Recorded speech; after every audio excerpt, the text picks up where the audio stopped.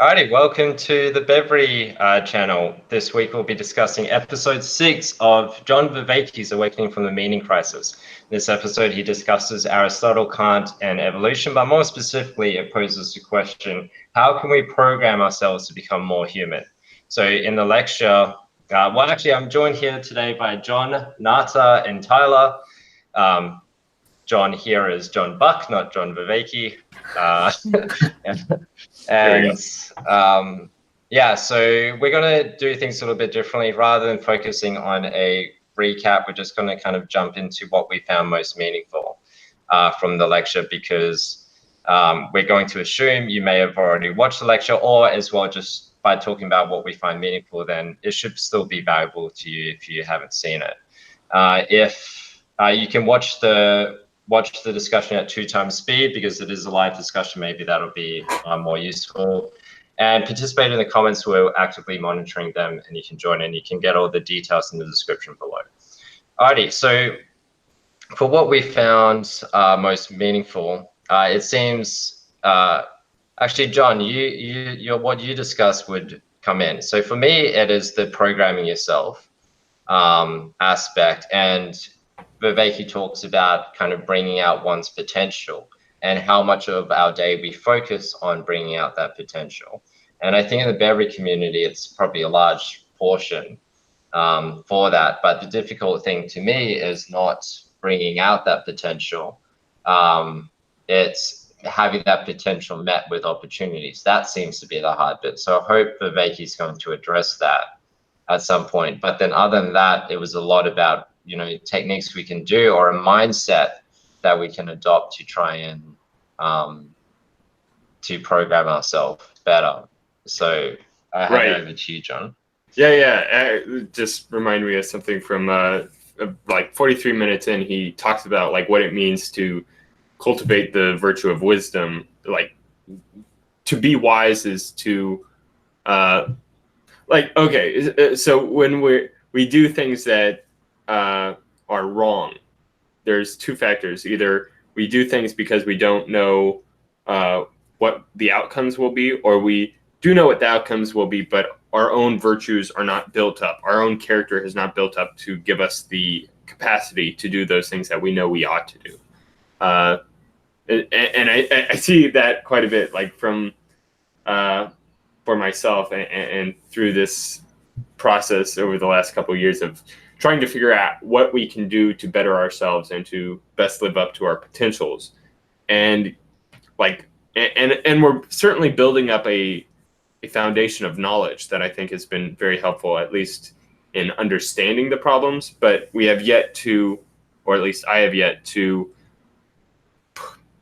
put them into practice in such a way that they actually are changing me, transforming me into somebody where the things that I ought to do come more second nature, rather than like an intentional attempt being put into place. And I don't know if that's even possible, but at least making it so that changing my day-to-day life so that a stronger character can be manifested, but through potential. Well, one point that he reiterates in this particular lecture is that he's trying to teach us that the things that we consider now to be bedrocks of our thought, things that seem so normal and quotidian. I heard Russell Brand use this word lately. It's hilarious.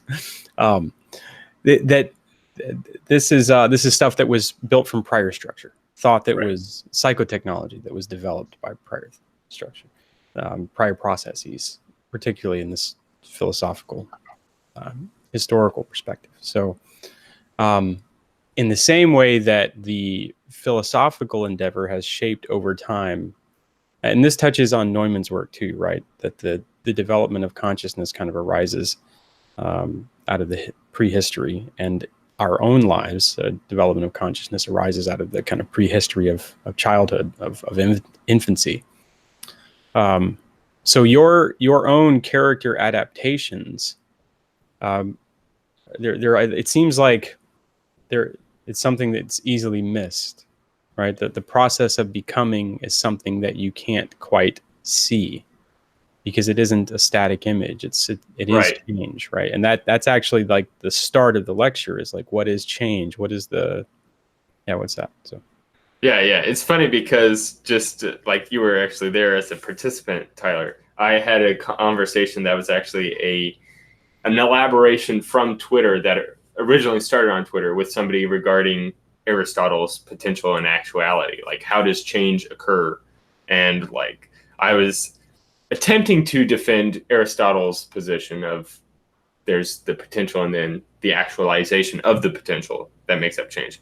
But over the course of the conversation, I think I realized that I didn't have a firm enough understanding of what these terms even meant through Aristotle. And I think from this lecture, that has really helped me out quite a bit in understanding potential as like the capacities for a thing. So like you can have a constricting capacity or an extending capacity of some sort. So like my little key fob that I have here has the capacity to be extended in its key form. It also has the capacity for it to be not in its key form. Does not have the capacity to be, I guess, edible, or does not have the capacity to be lighter than air. That's another capacity that is not within it. That is a certain potential that is not like ingrained within the object itself. But okay, yeah, right. So your clarification of that understanding probably came about because what Vervake did was walk through the thinking process of Aristotle. Right. And that actually brings me up why I even brought that up. Where you can think about causality as a series of events following the other. And that's how Vervake brings forward the idea of Aristotle's actualization of potential, or potential and actual, where you can think of things only in regards to event preceding event or event causing event, things like that. But there's a limitation there because like you can't describe everything only according to events. Like he brings up the example of like different like scientific descriptions of forces. It's not a description of an event that occurred. It's rather a description of the pattern to the events, and it's a description of like the limits behind things. So like the limit to a speed of something, or the limit to an object's energy is like there's potential energy and then it's manifested that energy in a way. And you could start to see where these ancient notions of Right. teleology and the efficient and formal and final causes were playing into trying to understand the process of tree wood, as Vervake uses in his examples, becoming a different object, right? Becoming a table or a chair. There is something inherent within the wood itself, clearly, or it would never have been able to become that which it became. Mm-hmm. But yet also was shaped by the intention of the human that made the chair and the table. And in the discovery, or at least in the observation that there is a real problem, there's a real explanatory gap when you have to do a circular argument. Right. It leads to the realization over time, and eventually he gets to Kant, and I think it actually gets developed mathematically and in our physical understanding of the world as well. But it's so and I like how he brings in Darwin in order to better explain these kind of potentials that are at play, because Darwin is not describing like an order of events. He's describing the pattern by which change can occur, like within a species, and like how things can evolve from one into another. And he brings in like this idea of a virtual engine, where you have some sort of thing that is generating like outputs, or it's generating it's generating variance. That's the generator. And actually, I'm putting it in the wrong order. There's the governor, which is the thing that restricts things. So like if there's a limited resources in the available area, that is a governor that is at place. Or if there is, like, say, limits to like monetary limits, that's another governor that could be in place. And then you have the generator, which is the thing that's producing things of variant between each other. And because you have those two things interacting with each other, that is a system by which evolution can occur. So there's limitations to getting food. Say you have to be able to be a certain height to be able to reach the food that's there. And then you have a generator that's producing creatures that are at a variant of heights. And then the ones that have a certain height, they can get the food, which gives them enough capacity to live and then reproduce. And then those taller creatures, or whatever constraint you want to put into place, maybe they're faster or smarter, something like that, or less visible to prey. Through that reproduction of those things that have survived, do creatures that closer resemble that specific variant emerge. And then from there, a new distribution of creatures takes place. And then from that new distribution, there is a new competition over resources, which in fact influences back onto what new creatures are reproduced from there.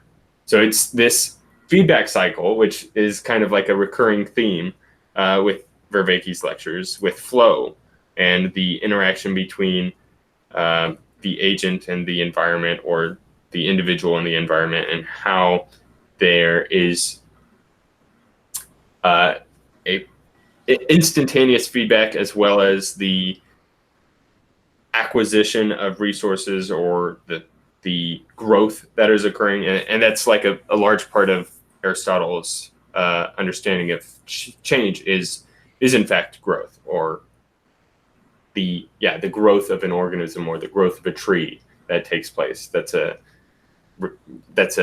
one of his examples that he uses. So the interesting thing about flow is it depends on your perspective, your framework. So if you consider a mountain with a water source at the top, the way these things usually happen, like snow melt or something, lake at the top, and various streams that run down the different sides. The shape of the stream itself is like this weird kind of cylinder tube thing running over rocks and through channels down the mountain. The shape of the water itself is amorphous. It's constantly changing, but it's primarily defined, its limitations, its boundaries are defined by the environment, which is the stream bed itself, or whatever becomes the stream bed as the water erodes and passes down the least resistance, right? And I think that's probably one of the largest differences between Vervake and Peterson. Is Peterson kind of imagines a person as that self, or the Aristotelian prime mover, or actually no, like Ayn Rand's idea of the prime mover as a person that is capable of directing their will and their actions, and manifesting their character through sheer willpower, and how they do things. Whereas Vervake sees people as much more responsive towards the environment that they are currently within. So there's an example from The Righteous Mind by Jonathan Haidt, where if you pull people like within a sanitary room where there's a thing of hand sanitizer right there on the wall, they will answer questions in a more conservative fashion than they would if they weren't in that type of environment. And there's many other things like this that are also at play. There's like if you're sitting down and you're like facing a stage or something like that, you're going to behave much more in a passive sort of form. You're not going to be. Yeah, it's like just the fact of sitting down in sort of a theater-like fashion, you become an audience member rather than an individuated self. You become more passive to what you're observing and are not. So, okay. So that's right. And let me finish the long-winded point I was trying to. And with flow, yeah. So flow is it depends on your zoom, right? So you can look at the total flow of the river, and it appears relatively straightforward. Let's say it flows down the hill as you'd expect it to the sea, right? But as you look closer, you find maybe turbulence as it's flowing over the rocks, and there could even be like little eddies that spin off into little vortices, right? And if the bend of the stream happens to be a little too much, right, it starts to carve out an edge, and then you may even end up with some little vortex region. But the amount of flow or turbulence that you're describing in the circumstance is based on your resolution that you set.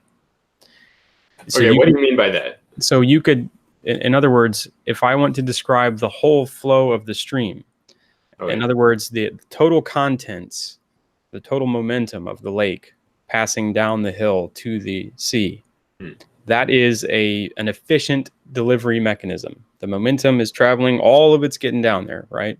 And I would describe that state of flow as passing from A to B, right? But if I zoom in at this little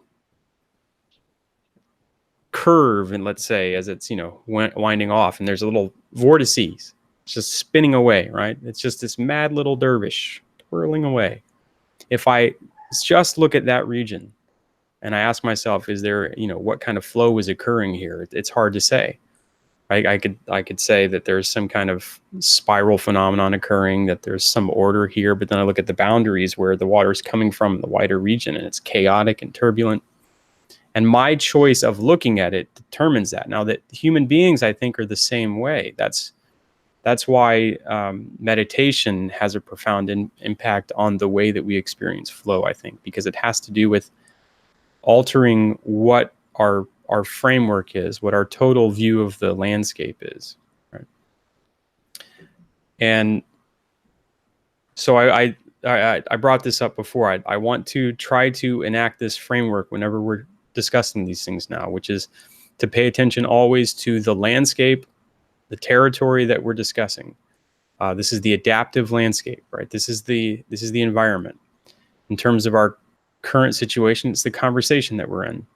The content that we're discussing is the cognitive science that John Vervake is teaching us.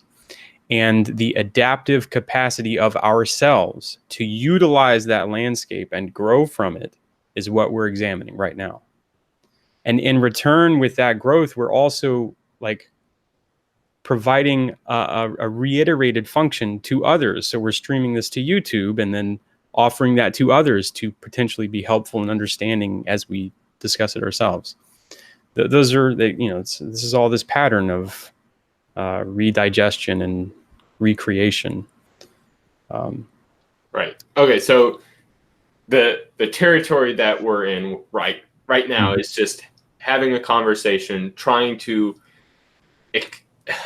make sure that we've understood the lecture itself and can reformulate it within our own thoughts. Yeah. That's like one aspect of this process that's occurring here. And then that which we can observe, right? That which is laid out before us or comes into our ears is the same. Right. And then the other thing you had mentioned. Yeah, I didn't get that right now. Okay. Is the production of hierarchies. Like what hierarchies are we building in this territory? What would you say that is then? So what's really interesting, all right, so you consider the surface of the Earth. So in a non-abstract sense, the surface of the Earth is the adaptive landscape for evolution for the past 4 billion years. The structures that were capable of being built are these, right? And all the rest.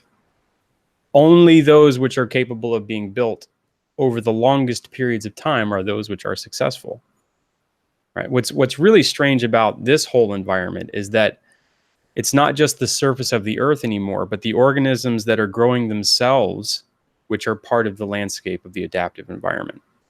So a tree and a squirrel are both living systems, but each views the other as part of their environment, so to speak, right?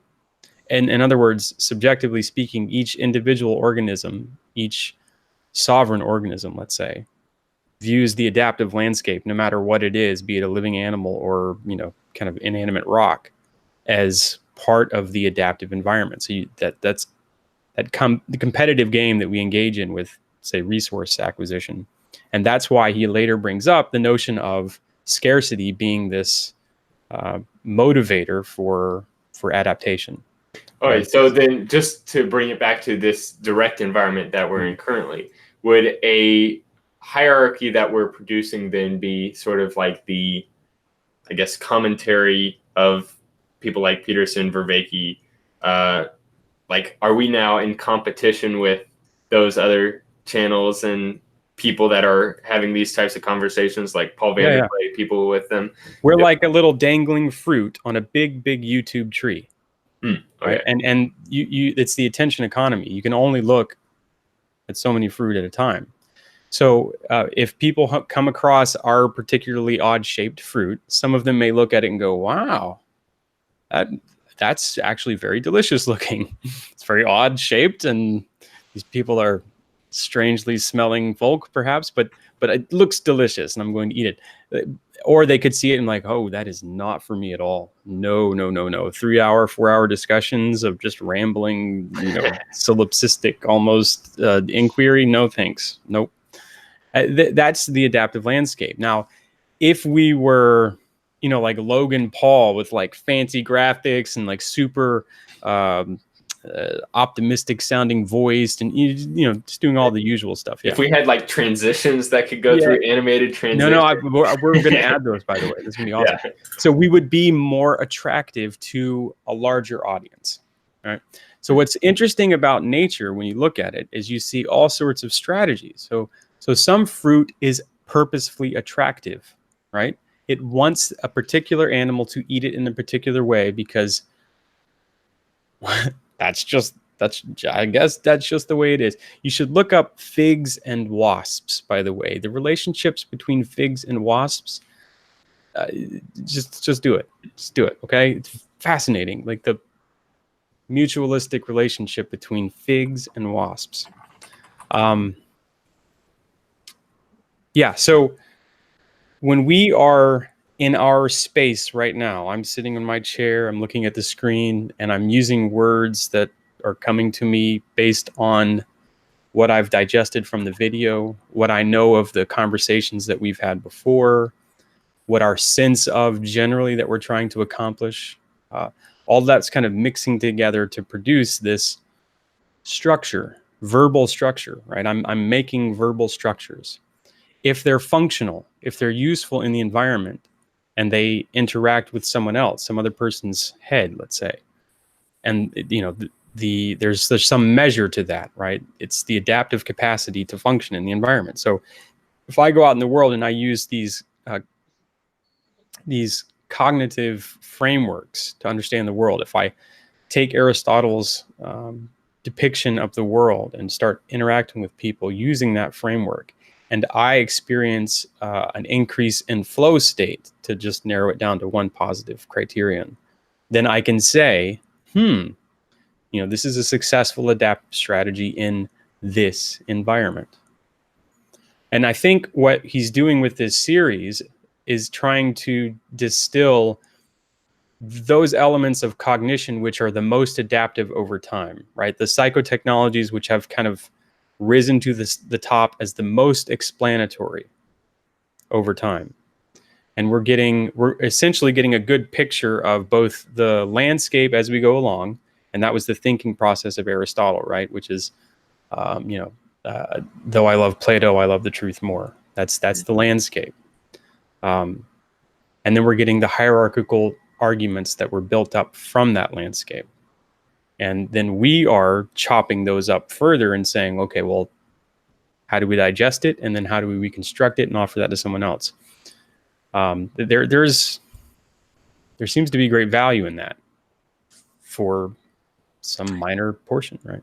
Yeah, and I like the way that Vervake is doing it too, is he's presenting these old ideas, but using for examples things that are like here within modern science and understanding of things, like trying to reintegrate our current kind of, I guess, vague understandings of things with the more structuralized and formalized idea sets that the ancient Greeks had, and showing us how they still apply even today. Well, they probably can't help but apply. Right. The things which have survived are those which have made the most sense, right? The sense-making psychotechnologies. So those which did not make sense, those are the books you and I will never read, right? The random monograph on cicadas that was completely wrong, written in 1875 by Joe Schmo, right? Mm-hmm. He thought that they had 11-year rebirth cycles, and nope, turns out they're 13 and 17. Sorry, prime numbers got you again. Right? Like there's a there's a wealth of strategies and structures that were built over time that we'll never have any access to.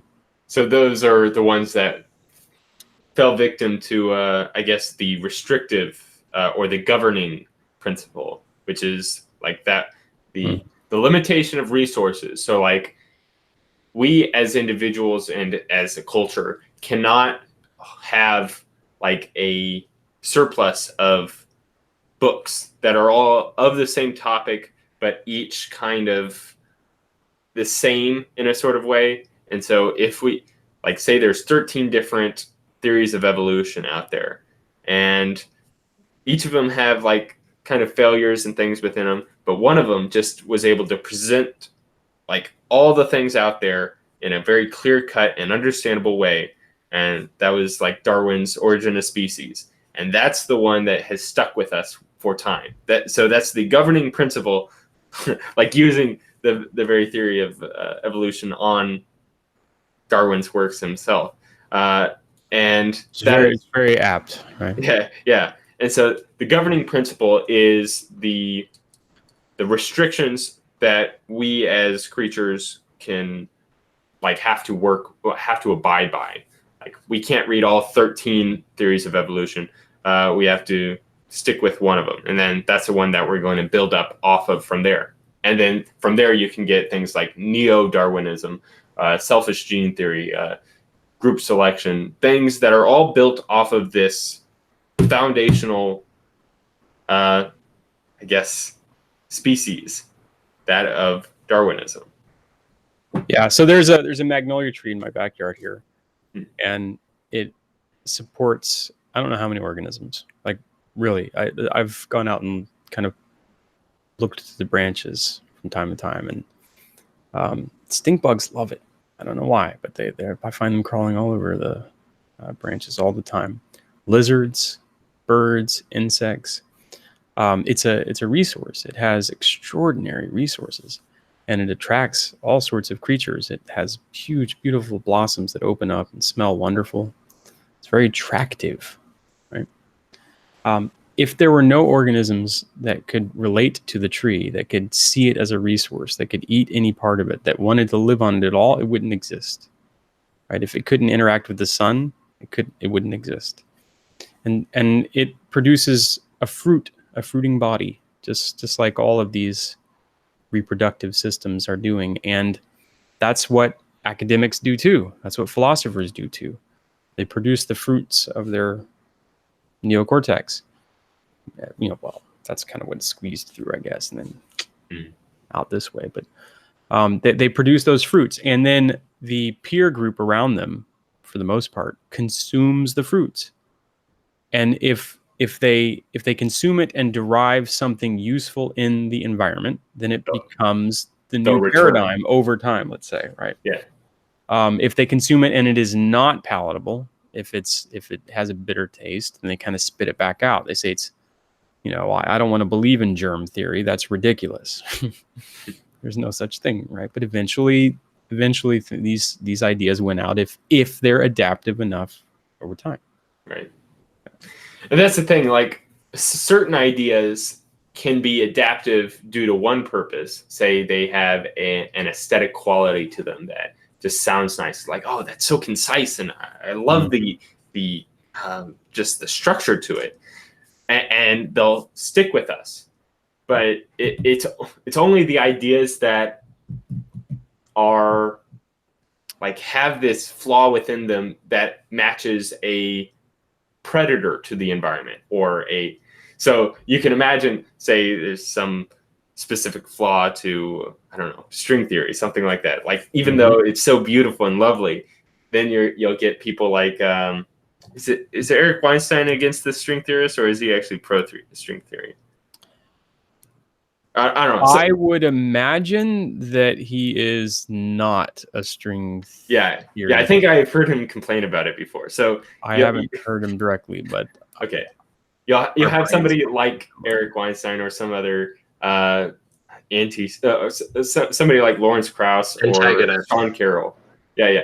Who is able to pinpoint that flaw, and he will build up his credibility within the scientific realm of demolishing that flaw within string theory. But that's the thing, like it only works if there is this governing factor at play. Now, there's certain systems or structures or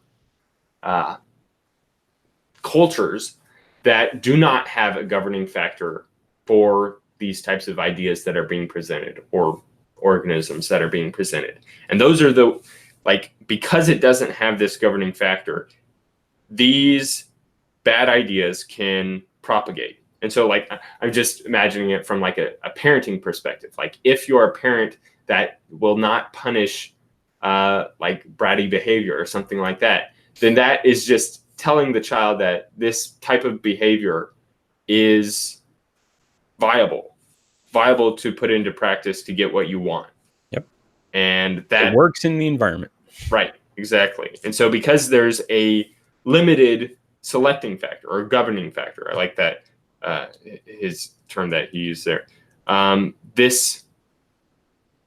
then greater variants can be produced that are, I guess, just annoying. Well, you can see what's fascinating about this example that you bring up, the child development. This is actually something that gets fixated on by so many, right? Like Piaget and Darwin and everybody. It's attempting to understand what it is for something to grow, to change and develop into something else.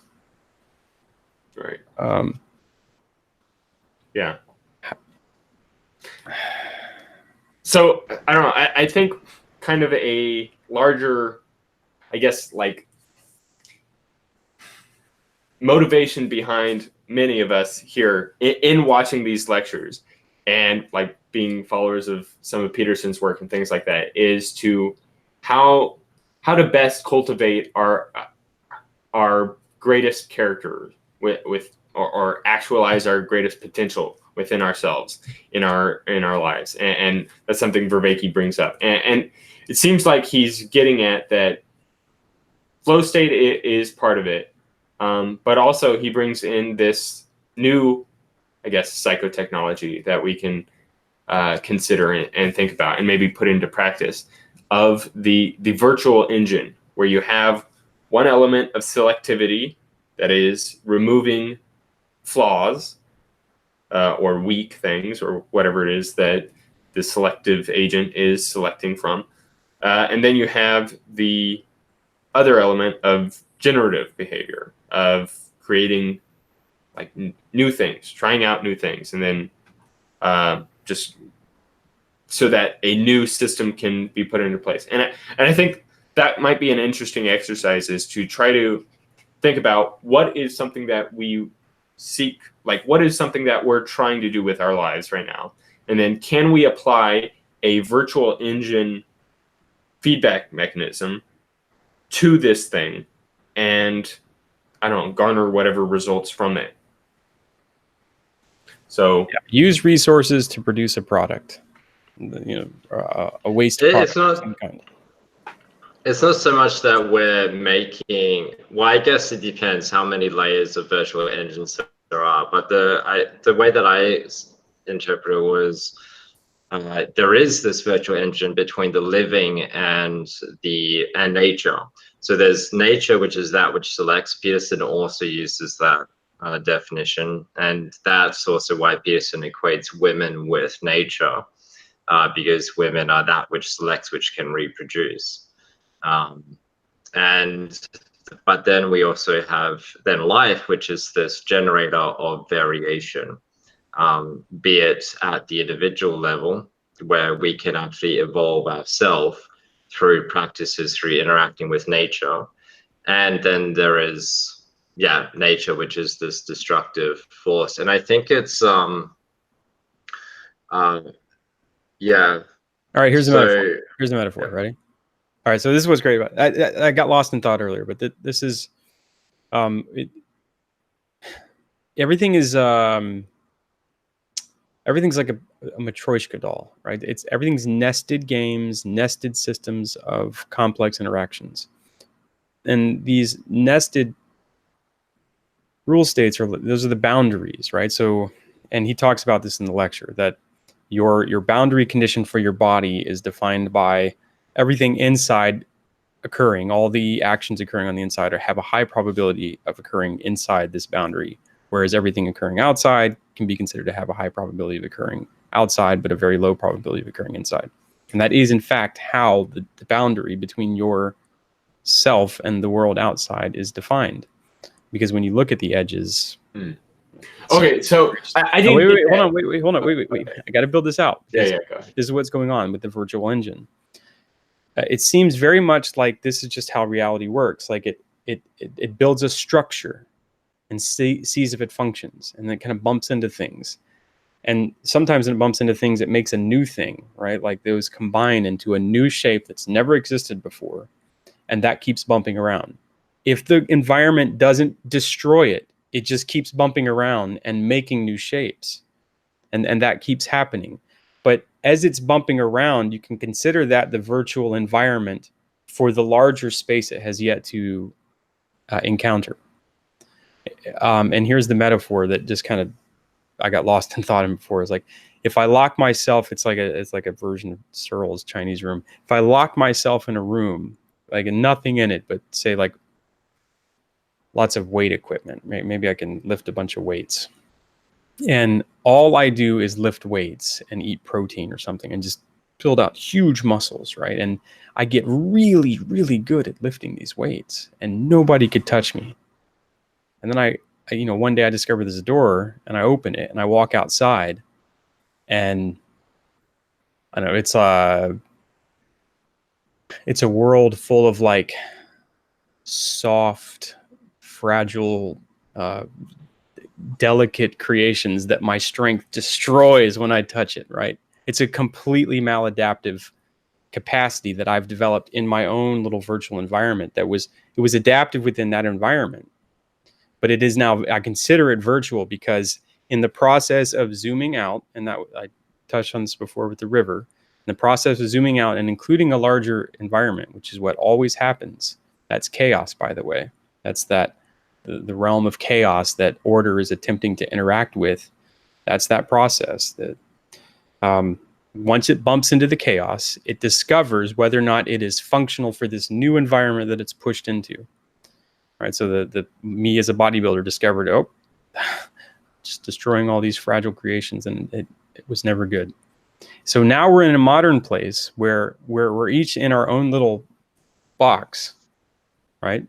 I'm in my own little box here, and I have access to all of this phenomenal content everywhere, right? Anything I could ever want right here.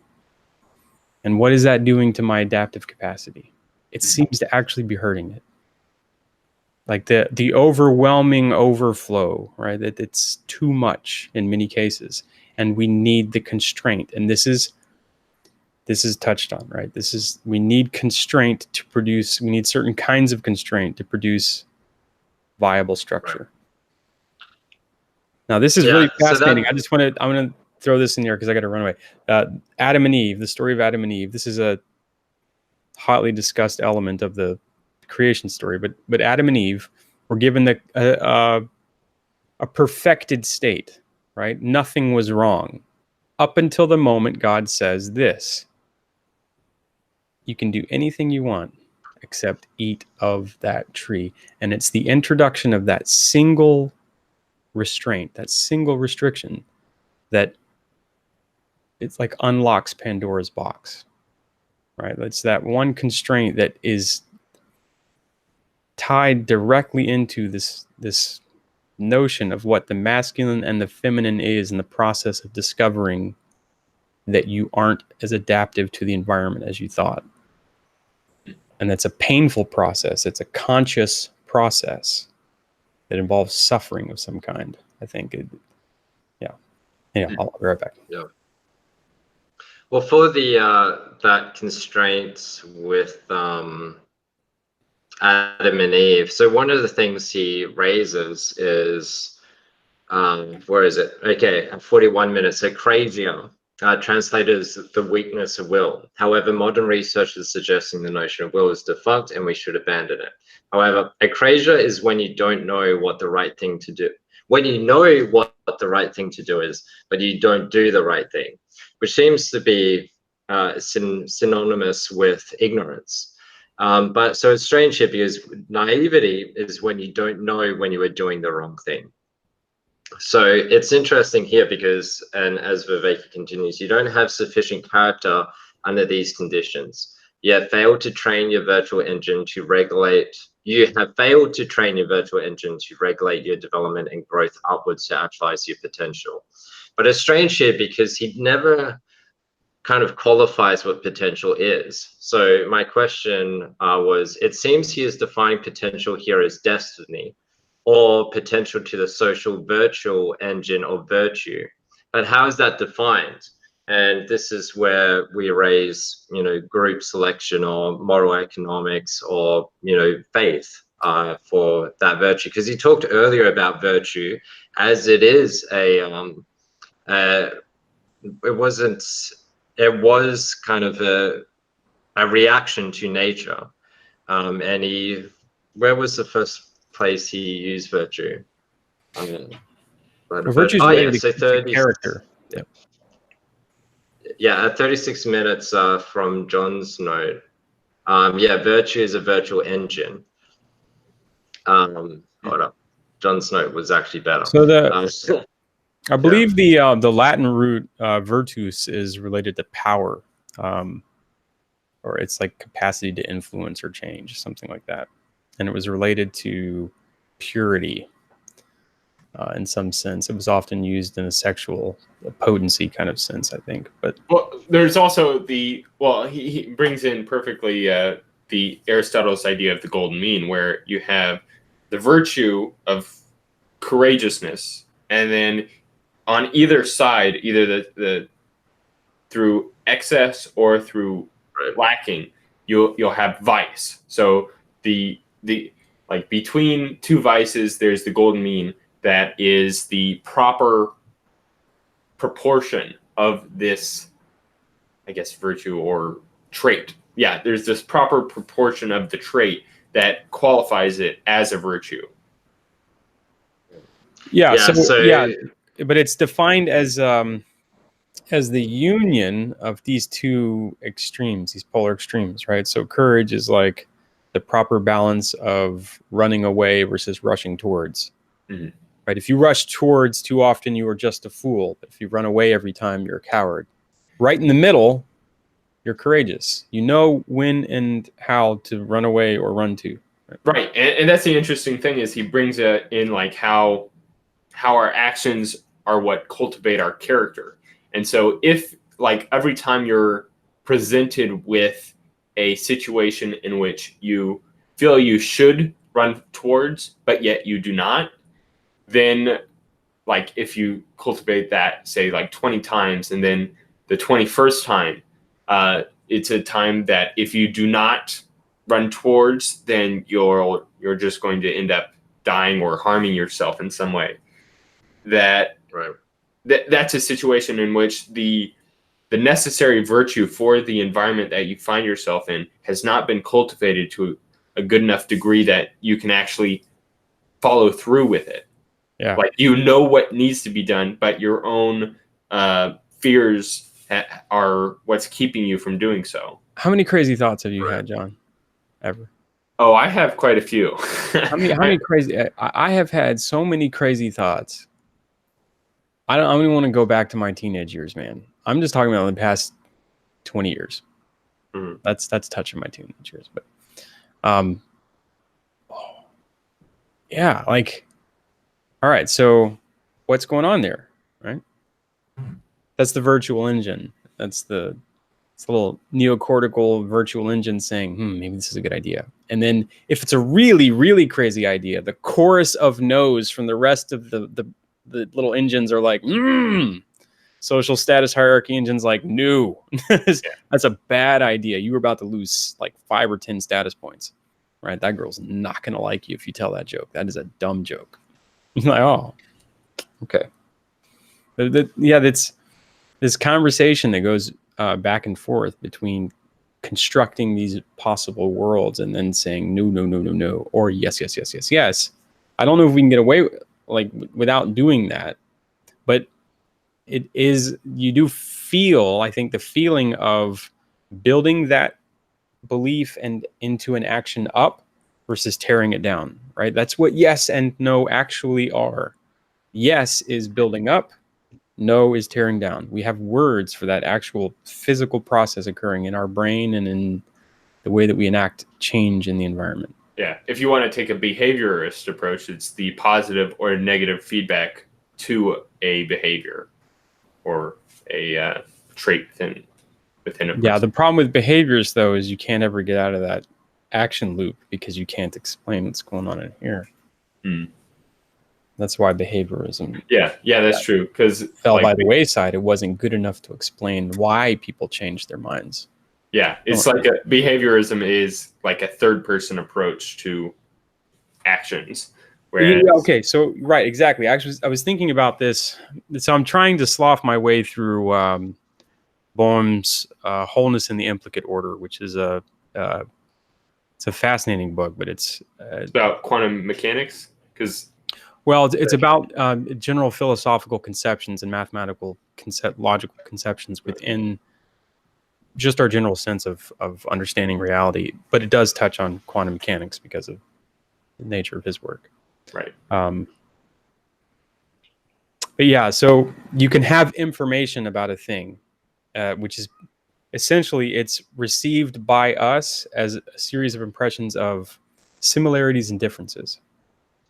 And that's really what our left and right hemisphere, I think, are constantly doing by checking with each other, is this process of checking similarities and differences. Now, from the similarities and differences, you can actually build up hierarchies of similarities and differences because you can notice similar types of differences. And what you've then done now by interacting by it's like cross-pollinating these two notions back and forth, you can build ever higher and higher orders. So by noticing the similarities of differences, you can create new order. You can also notice the differences of similarities. What's the standard, though? Because, like, in order to notice similarities and differences, you have to have some sort of original. Yeah. So let's start with let's use a Kantian axiomatic kind of a priori notion, which is that of extension in space. So we can use just a line, right? A line segment. Okay. The distance between A and B, we're going to define it. Let's say the distance between A and B is equal to B and C, which is equal to C and D, which is equal to D and E, right? So imagine the alphabet extending out as like an integer line sequence, equidistant between each, right? So I'm noticing a similarity in the ratio, right? That is one type of similarity, right? It is a single type of repeated ratio over time, and it occurs in a single dimension. If I want to increase complexity, what I can do is I can alter angle. So now The ratio remains the same. The type of similarity remains the same, but now I'm dealing with a slightly different similarity. I'm going to change the angle each time by 30 degrees so that it's starting to spin in a spiral or a circle. This is a new similarity. I'm noticing each time it's occurring at 30 degrees, but it's a new type of similarity. So I'm noticing a difference between similarities. The noticing of these two differences produces a second order. This is a new category, right? A second higher order of complexity. And that's extending in these two different dimensions. So forward in ratio, and now also deflection. If I add a third dimension, I can create a helical spiral. This is directly out of his example, but this is noticing that information and the way that we perceive it and interact with it and process it, the way that it's encoded in dimensions of information, these are integral elements of the way that we see the world, and it has to do with the left and right hemispheres actually, and the way that those pass similarities and differences back and forth.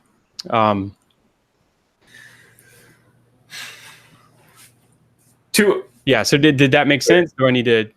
Yeah. I think I understand. Like, yeah, we're so that was. Yeah. I mean, if you want to read the book, do it. But it's okay. Yeah, it's a tough read. You gotta really do the work. So right. But to go back to what Ben was asking, like when Vervake says we're not living up to our potential, the potential there is almost like a different use than how he's used potential other than that. Because potential has been kind of this vague thing where it just means constraints, either positive, either restrictive or generative. No, so he's defined it as, okay, character's constraints are defined by the virtue. So virtue is the virtual engine.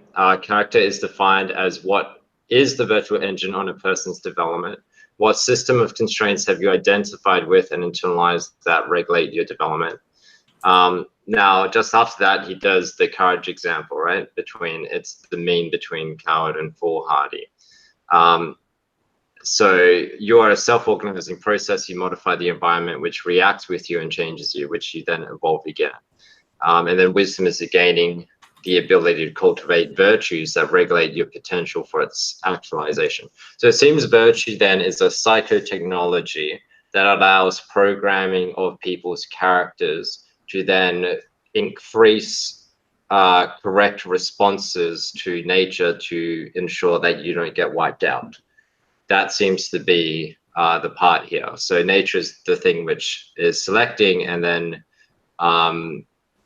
and so again, so we see it here, which is 1930, the big distinguishment between causes and constraints. So causes are events that make things happen, and later on he explains this as the Newtonian perspective.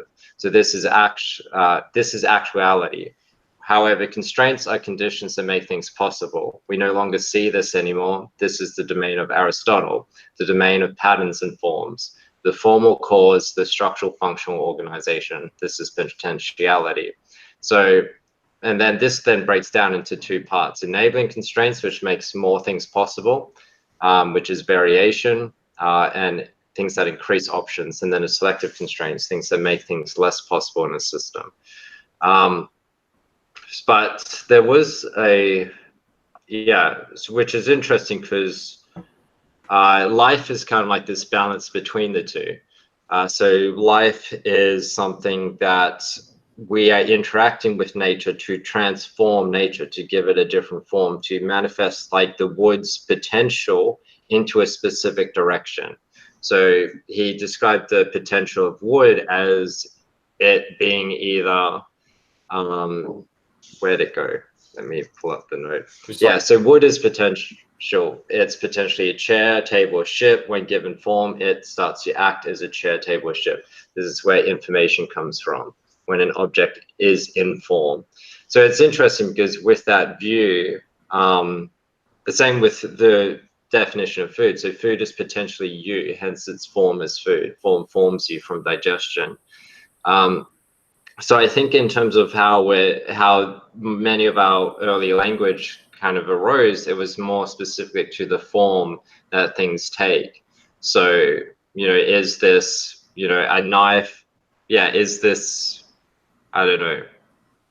Yeah, like a pen's purpose is based on its form in terms of what potential it's manifesting. I guess like what is the possible outcome that it is done. So we've prescribed words for things based on its outcomes, but then I guess wood, yeah, it's still wood in a ship or a boat. Like what? It's interesting because we have to think of a ship then as a big wooden ship. It's just a whole bunch of wood stapled together, sometimes even with wooden nails, right? Or sometimes with no nails, depending on how good the architect is, right? So the wood is exactly the same. It's just the arrangement of the wood, so the form of the wood. And then, yeah, like we had the word transform.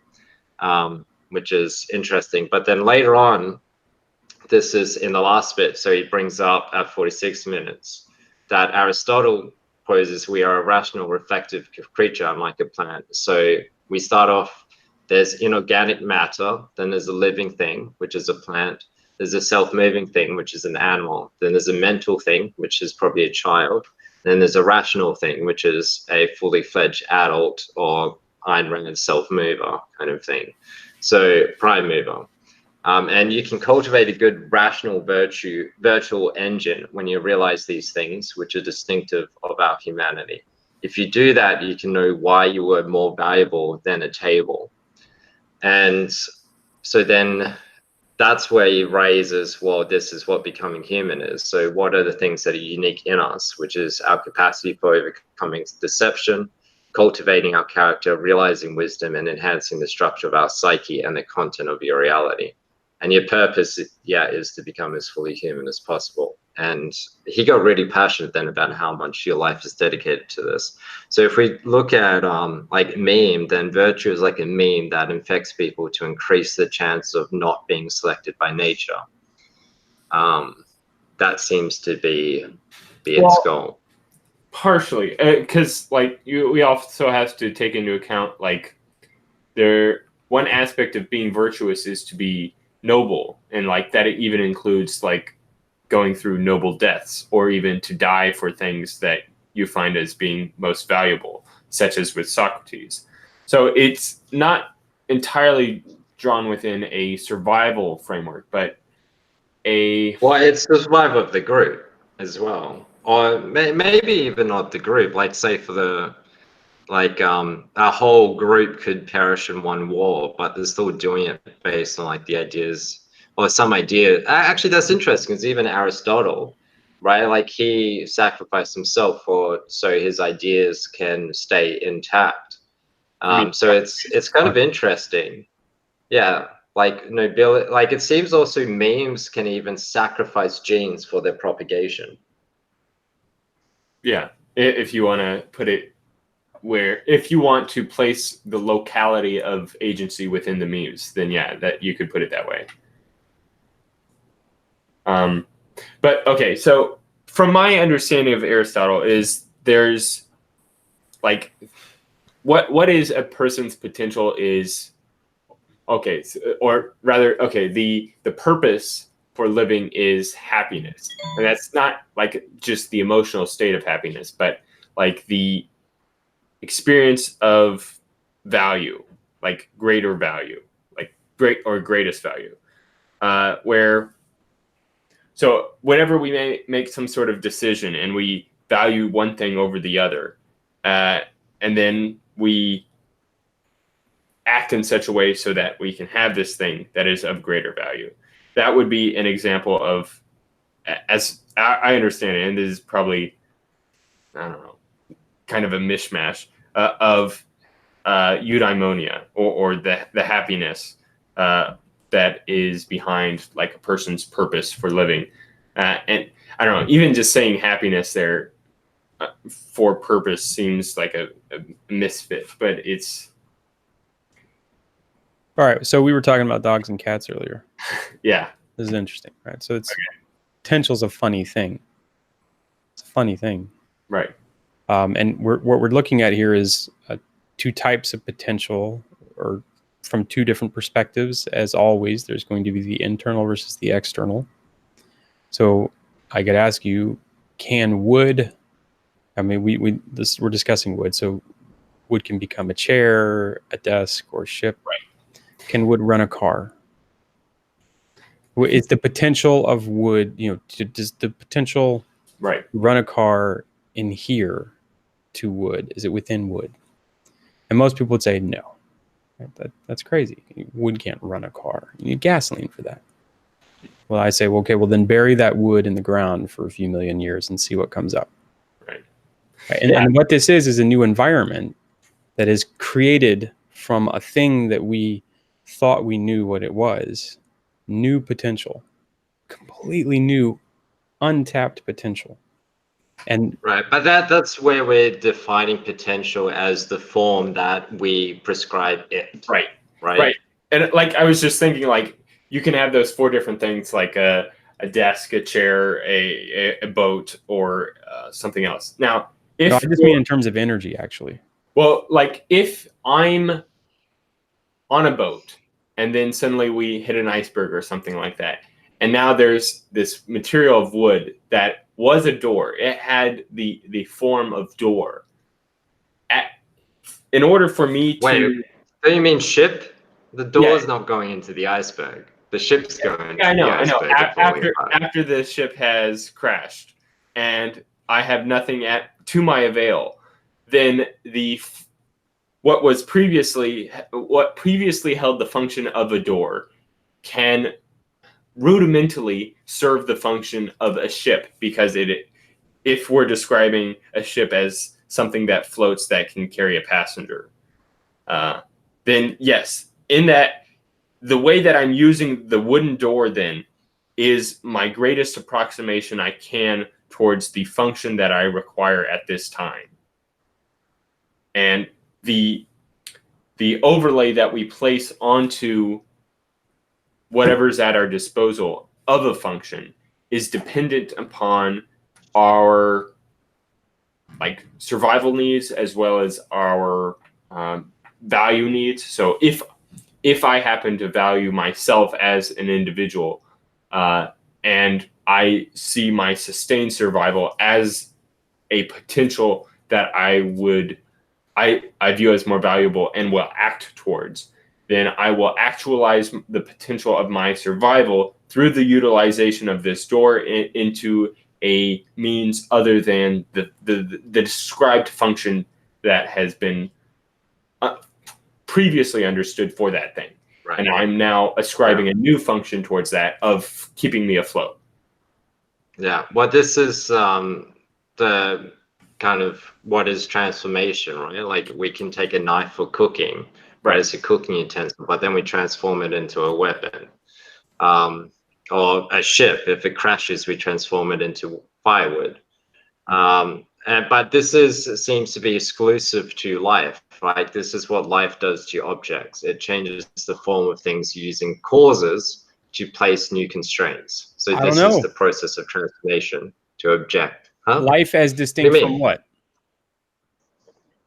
Well, it's from the things that we mold. Like the wood isn't transforming itself. Processes are transforming. At what resolution? That's my question. At what resolution? But if the tree, but the wood is transforming as long as it is part of a living organism, right? So the tree is transforming itself, which is transforming wood. But as soon as you kill the tree, the wood is stagnant, and then it is transformed. Well, this is again like this self-organizing thing, which is life organizes itself. Yeah. So what I'm talking about is so I can go backwards through causal history, right? Explanatory history. So I have a tank of gas in my car. Is the tank of gas capable of exploding in the cylinders and pushing it forward? Yes. Right. Then I run it backwards through time. Is the pre-processed oil, before it's distilled into gasoline, capable of running my car? No. Right. It's not the same functional thing.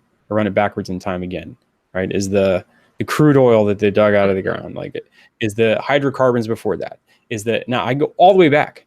And I can go all the way back to the very beginning of what we think the universe is, if it indeed had a beginning. And I can say, can the universe produce Bach? Can this massive flood of elementary particles produce a tree? At any point, I can. Wait. But when we talk about the wonder. universe, yeah. All right. Well, right. So that's. I mean, I'm going to the furthest extreme, but my point is that at any moment in the explanatory history of a thing, the causal history of a thing, you can chop it up and say, "Am I satisfied with the explanation here?" And going forward, can I attempt to predict what it can become? That's essentially the difference between being able to look backwards through time and yeah. Well, hold on. It's the difference between looking backwards in time and seeing this is okay. and looking forwards in time and being able to predict it. All right. Now, I brought up cats and dogs for a reason. Okay. Because cat and dog people are very different. Dogs used to be wolves. Dogs didn't have the potential to be man's best friend, did they? Except they did. And we saw it. And we molded them, and we still mold them. We mold them purposefully to be more like a particular breed. You know what cat people do with cats? Just leave them be. Yeah. Just leave them be. Serve them. And then the environment is okay. You don't have to adapt it. Now, these are two different approaches that we take in the world. There's the hands-on and the hands-off. Right? And that's why I think you can neatly draw a distinction between most dog and cat people. So you can see this element of their preference in looking out in the world. Do they prefer to try to alter it and kind of bring out the potential of something? Or do they prefer to just watch it? To just prefer to look at things and see what is arising as it happens? Those are the two elements of consciousness. Active and passive. Those are the two elements of our left and right hemispherical. Right. And I think that's what Ben was trying to get at through your example, is that you're ascribing an active element of consciousness towards like the tree itself, in that it's being able to produce gasoline and make a car run, when in fact it's other agential actors that are forming the wood or forming the oil, the crude oil, to fit their purposes, rather than the crude oil being like putting itself out there to be taken by whoever's there at the disposal. Yeah, we can look at it that way because we have a particular human-centric bias. Also, yeah. But I could also ask, why did the Earth? It's not just even that. Yeah, but you're changing the system here, right? Because if you can't go from life to then universe, because they're not the same operation here, because the universe is nature. And to some extent, you could ascribe agency to nature, and tornadoes have some agency, but then that's when we bring up that distinguishment at the end, which is we have this difference in agency between inorganic matter, living things, self-moving things, mental things, and rational things. So he gave the example where a tornado, so something that is inorganic matter, it may move, but it will move into areas that are destructive for it. Eventually, the tornado will phase out.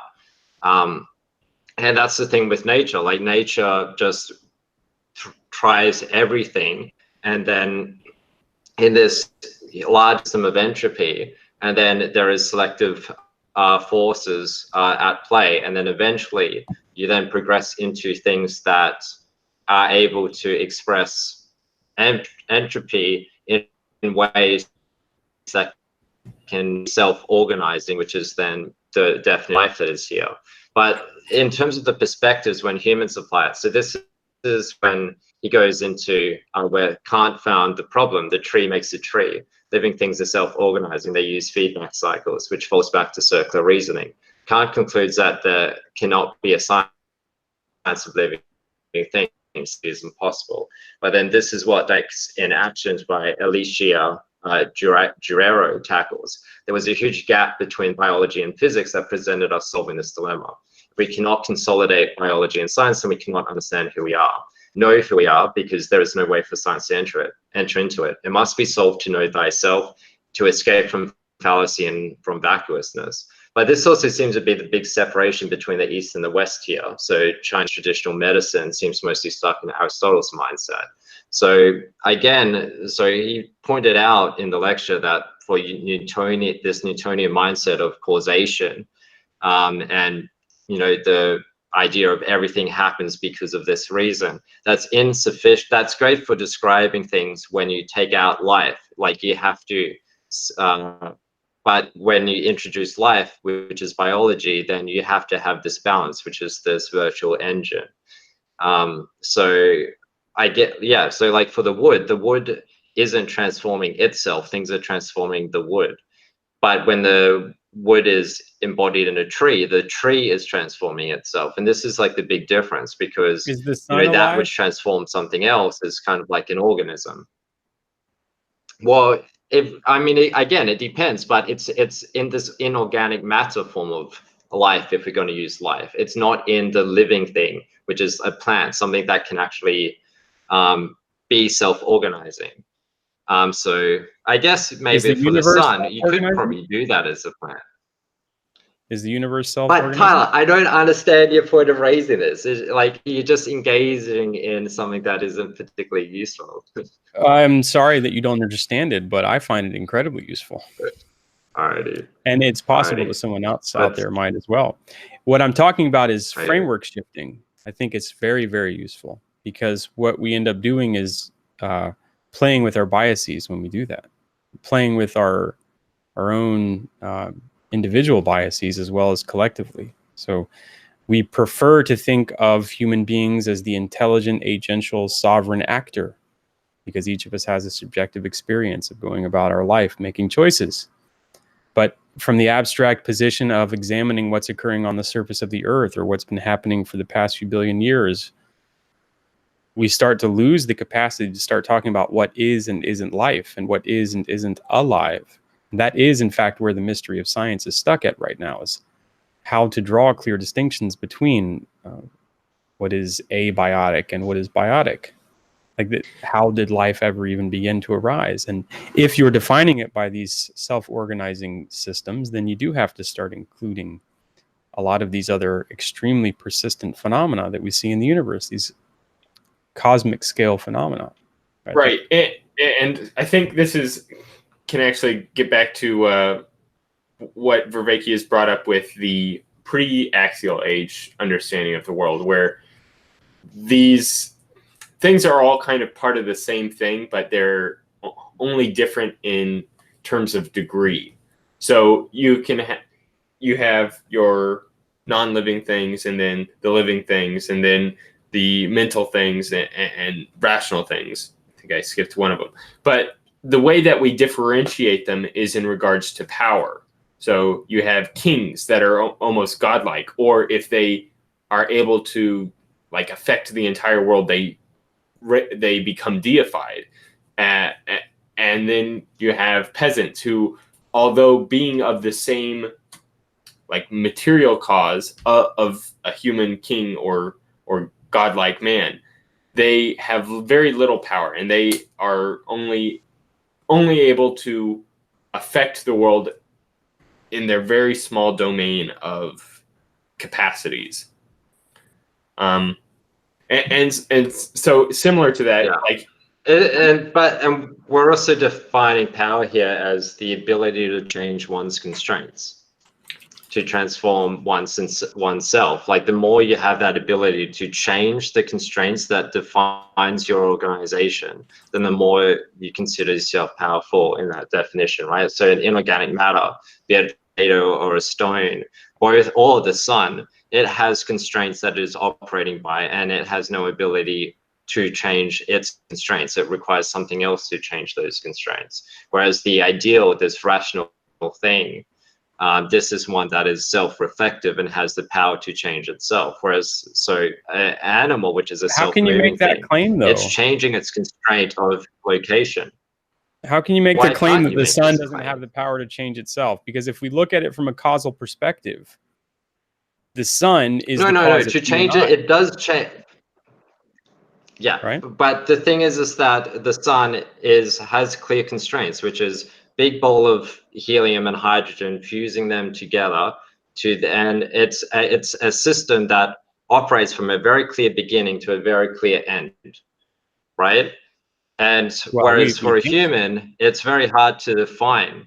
Uh, But but yeah, you okay, can take a but say sun you and I and go back to the beginning of the solar system, all right, and we watch this yeah, proto-solar okay. system accretion disk spinning around in all its hot glory, and then the sun starts to form, and the planets start to accrete, and their little disks are spinning around, and we watch the process from start to finish, right? Whatever that mysterious Hmm. process is, we would say that the life, the energy that's occurring on the surface of the Earth seems to directly be the product of and caused by and governed and manipulated and altered by predominantly the sun.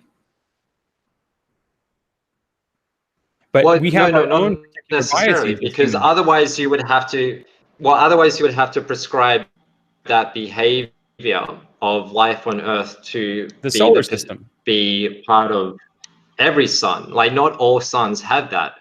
Our sun specifically has, oh Jesus, my headphones just died. My Our sun has that because there's things outside, there's self-governing systems outside of our sun at play, which is the birth of life on Earth. So planets have a system that is self-governing, revolve around. The sun has a system that is self-governing, and that is again Yeah, like at but the my end the children, progression of creatures. my offspring are outside of my body, right? My Sure. sentient sovereign offspring are outside of my body, and yet I would clearly state that they are the product of me. And in fact, I have an extraordinary Sure, but influence the on. product of you is a you. It's not the same entity, it's a different entity. So the sun may create other entities, but those are its own systems. They're no All right. longer the system of the sun. They're It's not its own the system. same person, but it's part of the same lineage, right? And my understanding of how that is related, the relationship between those things, has a lot to do with what perspective I'm taking, right? Because then we start to run into the problem of, when do humans show up as humans? If we're all attempting to be more human, what on earth would that have meant 20 million years ago? A billion years ago? What would that concept have meant? And what does it mean to us now? If 20 million years from now, what are we? These Well, are all. so for the point of the what's human is this is also something that Adler, Mortimer Adler, and that they raised in How to Read a Book, which is we need to read the classics to be able to manifest our humanity, or even to understand it. By understanding what is actually making us unique as humans, then we can manifest that capacity. And otherwise, we can say like our grandma was virtuous, but then that seems more out of luck. It's not out of disciplined character, or maybe it's through her church and she was able to manifest like some good things, but it seems a fluke. Whereas the purpose of studying philosophy and the classics is trying to stand on the shoulders of giants to then figure out what is actually human, so we can manifest it, which is from the Aristotle perspective, this rational being, the one that can change its own constraints to a directed outcome. Yeah. So would you say, like, if you started from the beginning, would you say that the sun directed the outcome of this conversation right now? And No, I wouldn't say that. I could go downwards in the stack if you want. Would you say that I Tyler wouldn't is say that the responsible? tree that I ate its food from, the tree had own system. Would you say The that tree is its own I am entity. responsible for the successful replication of DNA in the cells in my right hand? Well, earlier we talked about the systems of means and the system of genes, right? Where memes seem like that, but you have to have some boundaries to entities. Well, and you yeah. have to have some boundary to describe which entities are, what is the structure of entities? Like, if you want to include us in the entity of the sun, then you're using a different conception of the sun than seems,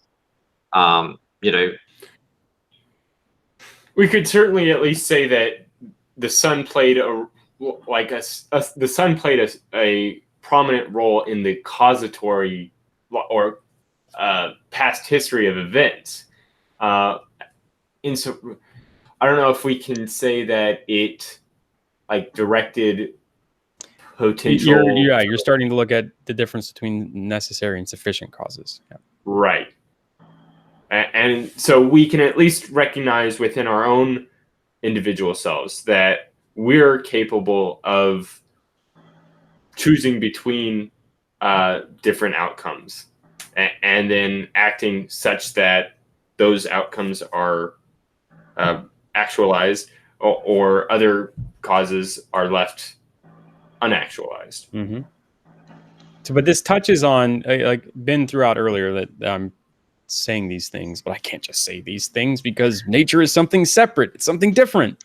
Well, this is a point of view. This is a perspective that nature is something different than humankind. There are other people that think that humankind is nature, nature is humankind. Finkel is Einhorn, Einhorn is Finkel, right? They're the same thing. We're one and the same. We are. I am an element of the solar system. I am not the entirety of the solar system, but I'm an element of it. Right. And it's almost like if you present that man is something separate from nature, then you have to, like, the obvious question is then or also from where did man come from, if not from nature? Mm-hmm. So that starts touching on the really hard question, right? No, but the purpose, it's about the purpose of the statements, right? Like, it doesn't seem like to say, like, because one side is kind of saying, well, you can't say man is just man is also nature, right? Like, it's fine to have both, but then if you're saying, well, you can't have the conception of man because man is just nature, then that's an issue, right? And you can't say that, well, we can't consider the human to be self-organizing because the sun's self-organizing, that encompasses the humans, then we have a problem. No, we say that the human is a cell in the solar body, in the same way that I say my little finger cell is a cell in the Tyler body. Yeah. But why not? We have these biases about the way we chop up the world. Yeah.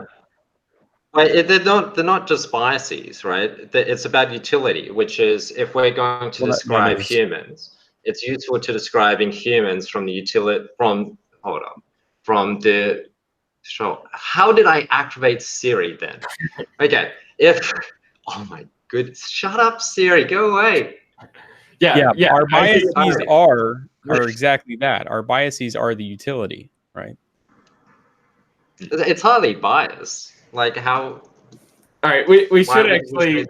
I mean it in the technical sense. Yeah, biases are the utilities that we each feel like we have, right?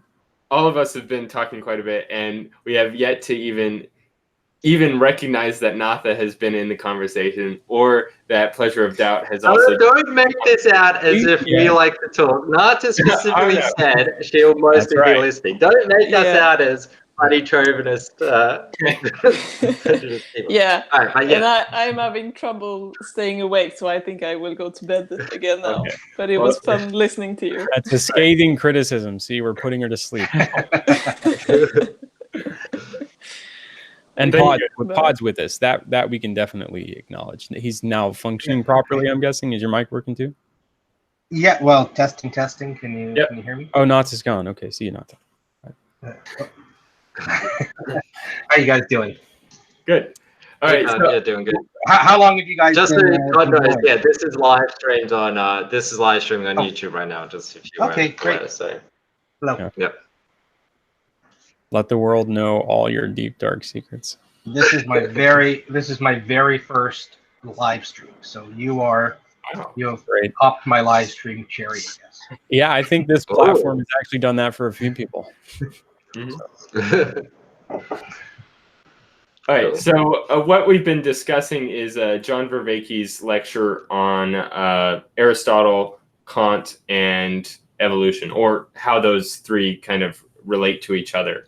And I don't know, we haven't gone too much into the content of the lecture itself, except for the main things that have kind of stood out to us. And so lately we've been like in this direct conversation, we were going over, I guess, the difference between functions. So, and we were talking about like purposes and things like that. And there's one thing I at least wanted to bring up regarding kind of the functions of things. Like we brought up from the material cause of wood, what's actual, like what we have there, it can be presented into a form of like a door, a desk, a chair, a ship, something like that. Those are all like potentials that could be made out from the wood. But okay, the one thing I wanted to bring up was the function that we ascribe to a thing is not the only end that it produces. So this is something I remember from one of Peterson's lectures. He like raises the rhetorical question, like what is a car for? Like what is the purpose of a car? And it's like, oh, it's to get us from A to B. It's a vehicle that gets us from A to B. And then he flips it on his head. It's like, no, it's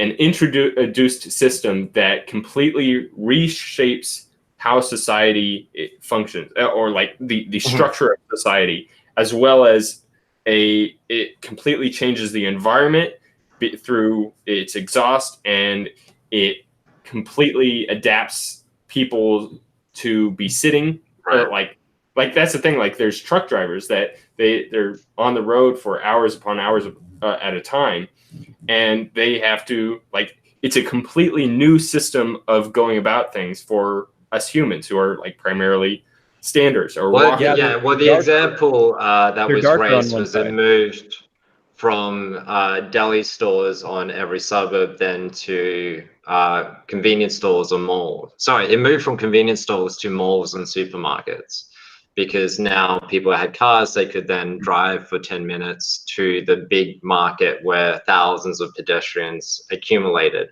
where before you would have markets on each suburb kind of thing and people would walk 10 minutes there instead. So that was a big transformation. And then that also changes, how often you see your friends. And like flight is a good example for this. Like before, to go to Paris from Australia or Paris from New York, like this is a 6-month journey where most people died. Whereas now it's a few-hour flight. So then we can actually have friends in Paris rather than doing pilgrimages to Paris. So yeah, the point though being that like we can try to split up the world into separate functions. Like this thing, its main function is to do X, when in fact there's a multitude of other potentials that this thing is manifesting through its usage and its existence. That sometimes things that we can't even realize. Like if we were looking at a solar system and guessing that humans would one day spring up. Sure. Right? Yeah. Okay. So I guess, so at 45 minutes, Vervake kind of already answered this. So he says, we are self-making, so humans. The embodied mind, Varela, Thompson, Roche posed that term, so autopoietic. A tornado is self-organizing, but it will move into conditions that will destroy it. Life can seek out conditions that protect and promote its continued organization. So the thinking being. In living things, the purpose of the thing is its structural. Well, let me stop you there, because I want to object to that element of description of the tornado, because it will move into something that will destroy it. That's absolutely true of living organisms as well. Absolutely. It's also true of the solar system. It's also true of galaxies when they collide with each other, right? Well, are they directed towards those things, or are those just? Well, I'm going to suggest that what he is determining that is based on a fragility mechanism inherent in time frame. It's the time scale he's worried about. Tornadoes only last 20 minutes, half an hour, whatever, right? Maybe an hour if you're unlucky. And that's his time scale. in the time it existed, it didn't go and kill itself, but eventually it killed itself. Yeah. So this is again. So he says. Yeah, so my body whirls living for things, 80 years and a tornado whirls for 20 minutes. I mean, but this is a major distinction, because so he says, yeah, in living things, the purpose of the thing is its structural functional organization. So that's the self-making, or this. So it is. So its purpose is to, in a self-making thing, its purpose is to enhance the structural functional organization. So I've always considered the answer to the meaning of life to be live. And this kind of actually adds this credence to that, which is for living things, its purpose is to continue living. And for life, then that is propagation or reproduction. For the tornado, its purpose isn't to continue living. Its purpose is to do its little thing and then disappear. Or does the tornado have any purpose at all? Does the tornado have any purpose at all? The tornado, I mean, we identify a tornado. We identify sort of a visual, we have certain markers that we say, okay, that's a tornado. But I mean, what we're talking about are particles that are moving around in certain ways, interaction, that we attach the concept of tornado to. Those particles are just doing their bit. And I don't think anyone's, or maybe, I don't know if anyone here is asserting there's any intentionality there. Well, okay, so we can say the same thing about forest fires and woodlands until we discover that, in fact, forest fires are an incredibly important and necessary response to the renewing of certain ecosystems. It has that effect, but would you say that's its purpose? I mean, I would say that's a function of. I'd say it depends on my resolution. That's what I say. That's what I always say. It depends on my resolution, because if I look at the human scale, right, I say, of course not. I can say, on one hand, only humans have purpose, right? Only humans have purpose. I could say or only conscious minds have purpose. Well, that's not particularly true, because, like, say for the Jainism perspective, for plants, they don't eat root vegetables and things like that, because, and that's also the same thing for what we ascribe. So we say, well, the purpose of a living thing is to live. Therefore, we're violating its will if we kill it. So that's like the Jain perspective. So the Jain doesn't want to cause harm, so therefore it doesn't violate the will of any living creature by killing it. So they'll eat fruit or vegetables and things. Well, they eat the fruits of plants rather than killing the plants. Right. And but there's this direct saying, like, they're able to ascribe then purpose. So, what is, I guess purpose is what is the function that it seeks, to some extent. But for life, I think we can say the purpose of life is to live, because otherwise you won't have life. You'll just have, you won't have life at all. It nulls itself out. And I think this is a big difference between something, but then you can ascribe the same thing to a fire. While the fire is active, its purpose is to continue to spread it and to cause massive damage and all the rest, right? Like, its intention seems to be just again, it's a self-organizing system, fire or a tornado or a sun. They still get that quality because we can define them as an entity. So it seems any entity is some type of system that has a form, it has a structure. And if it is a system that, and then I guess to get promoted to entity, then it's some type of self-organizing. The difference here is where we create life is where we then say it's self-making, which is the ability for itself to vary its constraints. And I think this is the big separator here. This is the big thing. And then the humans are the one thing where, through series of meme evolutions, some humans accomplish the ability to live deliberately and then selectively choose which constraints to abide by and which not to. That seems like that's something that differs an adult from a child, and also a human from an animal, which is that ability to self-select our own constraints in our own form.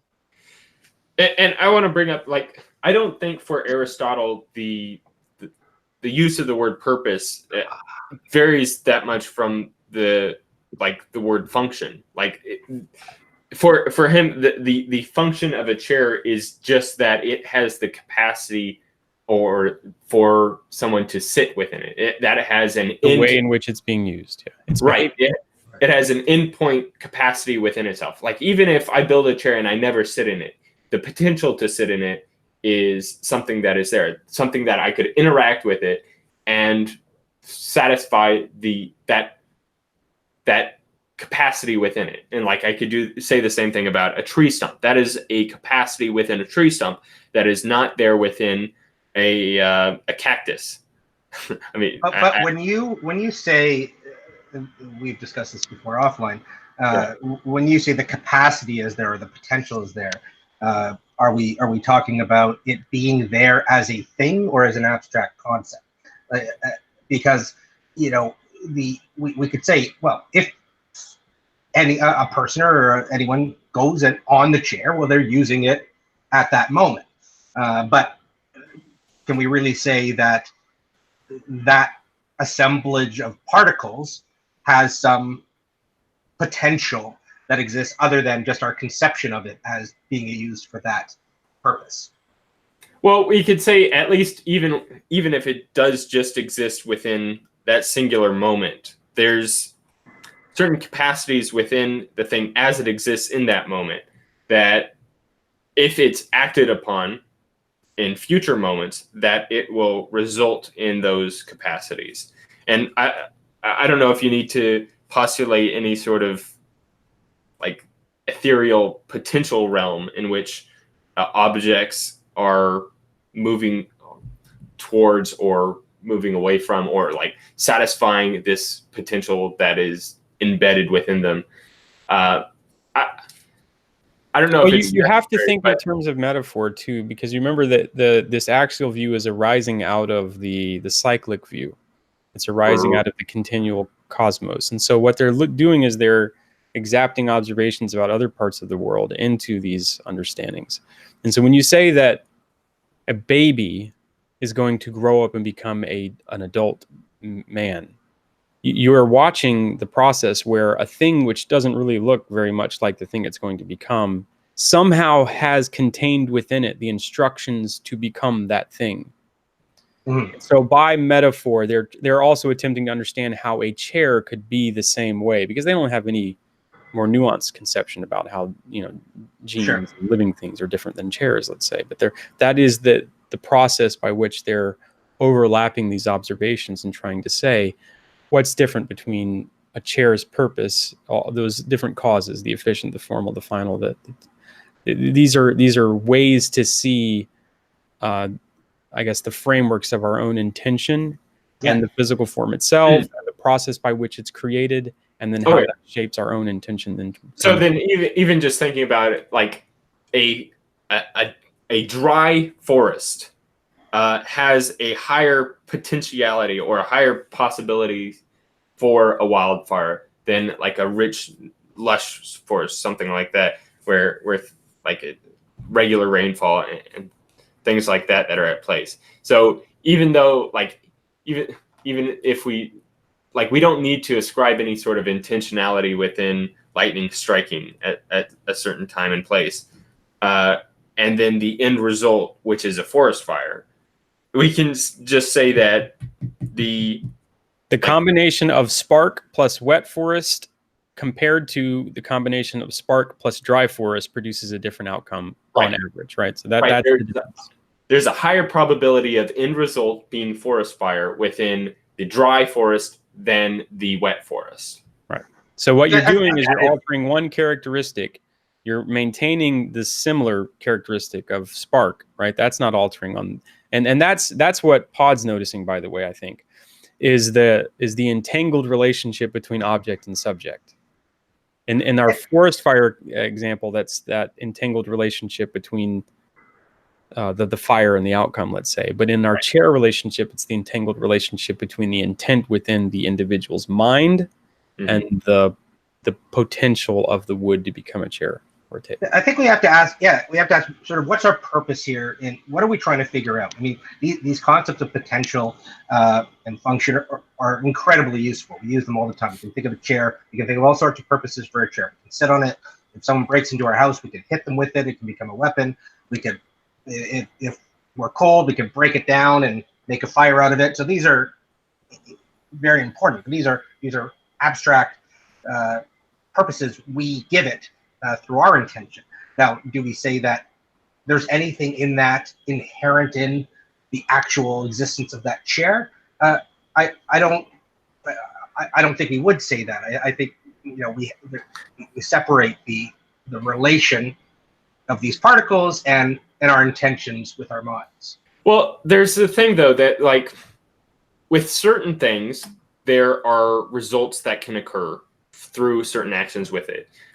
Say, like a human and another human of opposite sexes, they can copulate and procreate a new human. But if, like, I were to look at that chair, there is a very, like, that same function that can be resulted in cannot be resulted in the copulation with that chair. It is inert in that sense. So it does not have that capacity within its end result. If we act in relation to it in a similar way as we would towards some other thing, it will not produce the same outcome as if we were to act towards that other thing. So there is a difference then in, like, what are the capacities within a chair versus, like, the capacities of a fellow human. Yeah. And I think it seems to be at least a, not self-evident, but certainly a reasonable distinction to be made between the two. Yeah, well, so this is what I mean by perspective, making things funny. So again, like, if you were to look at the proto solar system, and if you were to believe that everything is deterministic, and that if you knew all the position momentum of particles, you could determine the future, you would be able to look at this protean solar system and say, oh yeah, of course that's going to make humans, right? At any point, you'd be able to predict that that's what's going to do. But you know, we lose sight of the oddness of things, let's say, when they become very proximal, when they become close. So it's not a miracle for me to lift up my mouse and put it back down. That's every day. I do it all the time. I move it around. That's not a miracle. But if I go back to the beginning of the Earth and I say, one day there's going to be a man moving a mouse around on a pad. But this is the I think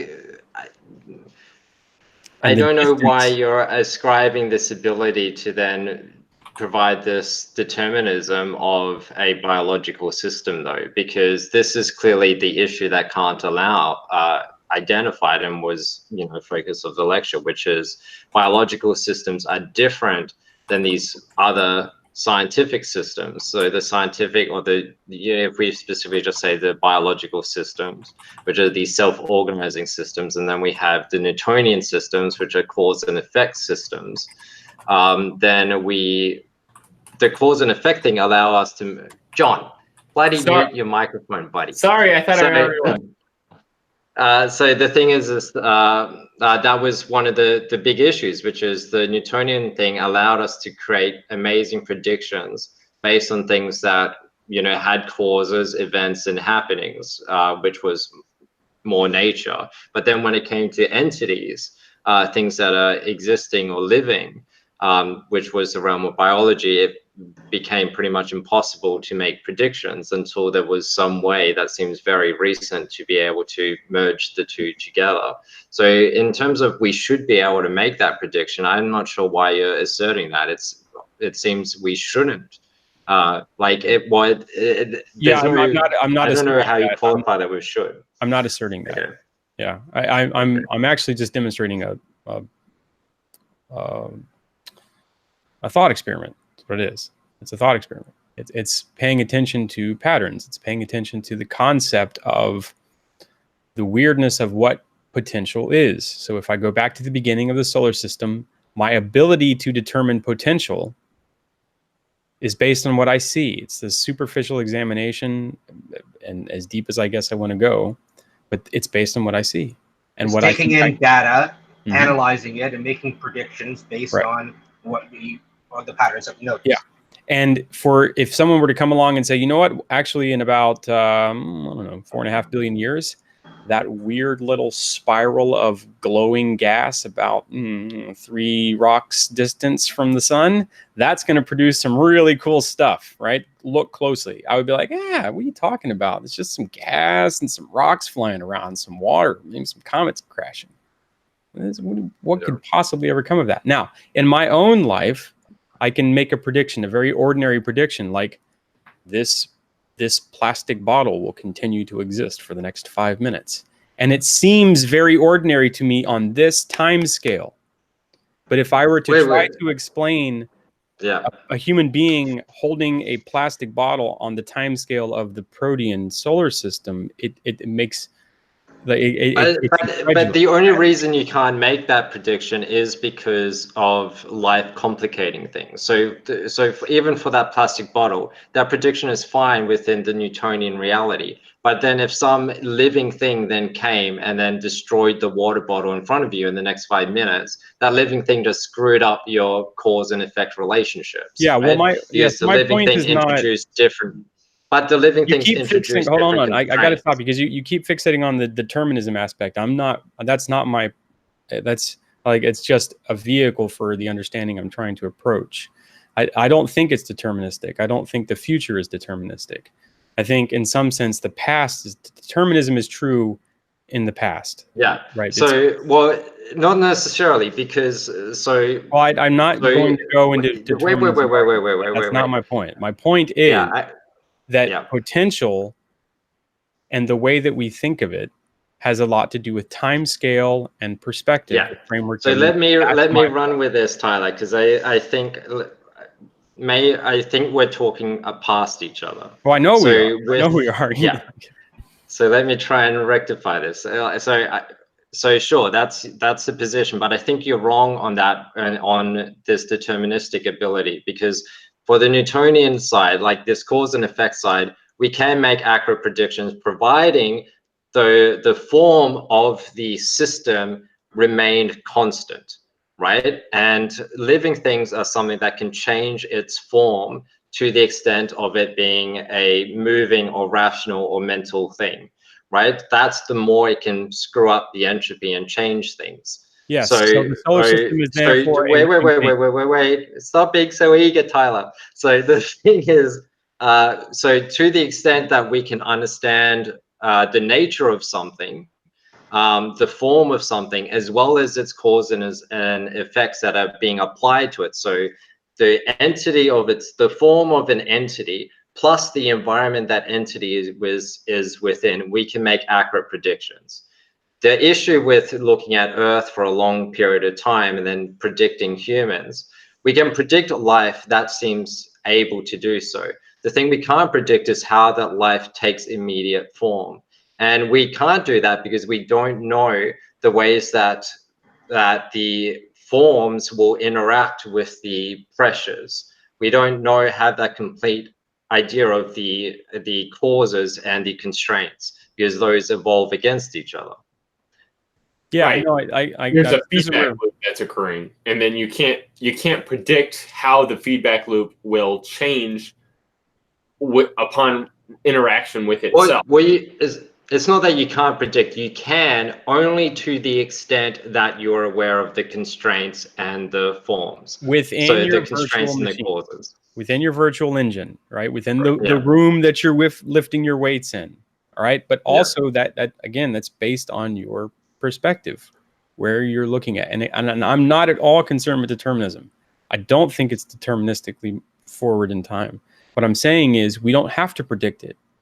If we believe our depiction of reality to be true, we know it's already occurred. We know that human beings exist on the surface of the Earth after 4.5 billion years of flinging itself around the sun. We know it happened. I don't have to predict it. It's here, except for the fact that I am predicting it. It's just my minor predictions are based on this local environment, and I'm predicting behaviors in this local environment in the local time scale. And if I were to zoom out at the weird time scale of the solar system, wait. the solar system is depicting and interpreting and predicting in that local environment on the Earth what's happening. Right. I'm not sure what you're arguing Well, for, here's because what it I'm seems arguing. we're all in agreement. So what are you arguing for? What does the future look like for human beings? What do we look like? What do we become? What is our potential? What could we possibly be? Right? If you would ask a monkey that 5 million years ago, what would the answer have been? If you were to ask me now, after I'm looking through history in the axial revolution and understanding using all these psychotechnologies what human beings are capable of, you start to get Kurt Vonnegut and Arthur C. Clarke and Jules Verne. Let's go all the way back. Like you get people that start to dream forward into the future, what is possible for humankind. Jules Verne dreaming forward into the future, the possibility of rockets on the moon, long before that was ever something that could have possibly been built. And yet it came true. Right? Could that same dream have existed when the solar system was being formed? It seems so much more likely for it to have occurred now, right? It strains what level of credulity? I'm concerned with, as a human being, with what potential is and what I could possibly be and what I truly believe in, right? Because it seems a lot, as Vervake is describing it, right, that virtue is something like having the character to enact your beliefs. But you have to have the belief first. Then you have to have the character to enact it. And then if that is adaptive to the environment, we call it a virtue.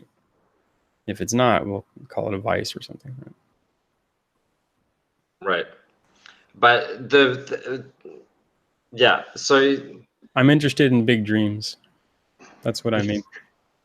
I'm interested in standing in front of the solar system and saying, I can see human beings on that rock 4.5 billion years from now. Right. Well, this is standing now and looking forward in the future. What can we do? So in the live stream that I did when I watched the lecture, I gave the example of a child or a teenager. Many teenagers hate themselves. And I think what it is here is they've identified their constraints. They've identified their form and they don't yet like it. And the thing, and they don't like it. It's fine. Maybe they hate themselves for good reasons, right?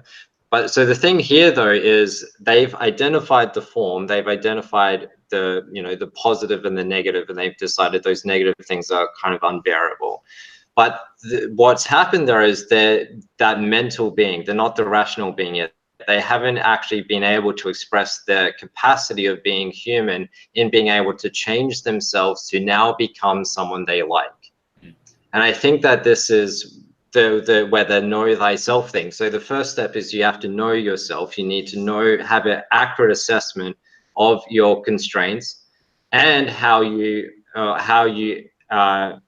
interact with events, how when things happen to you, how you are reacting.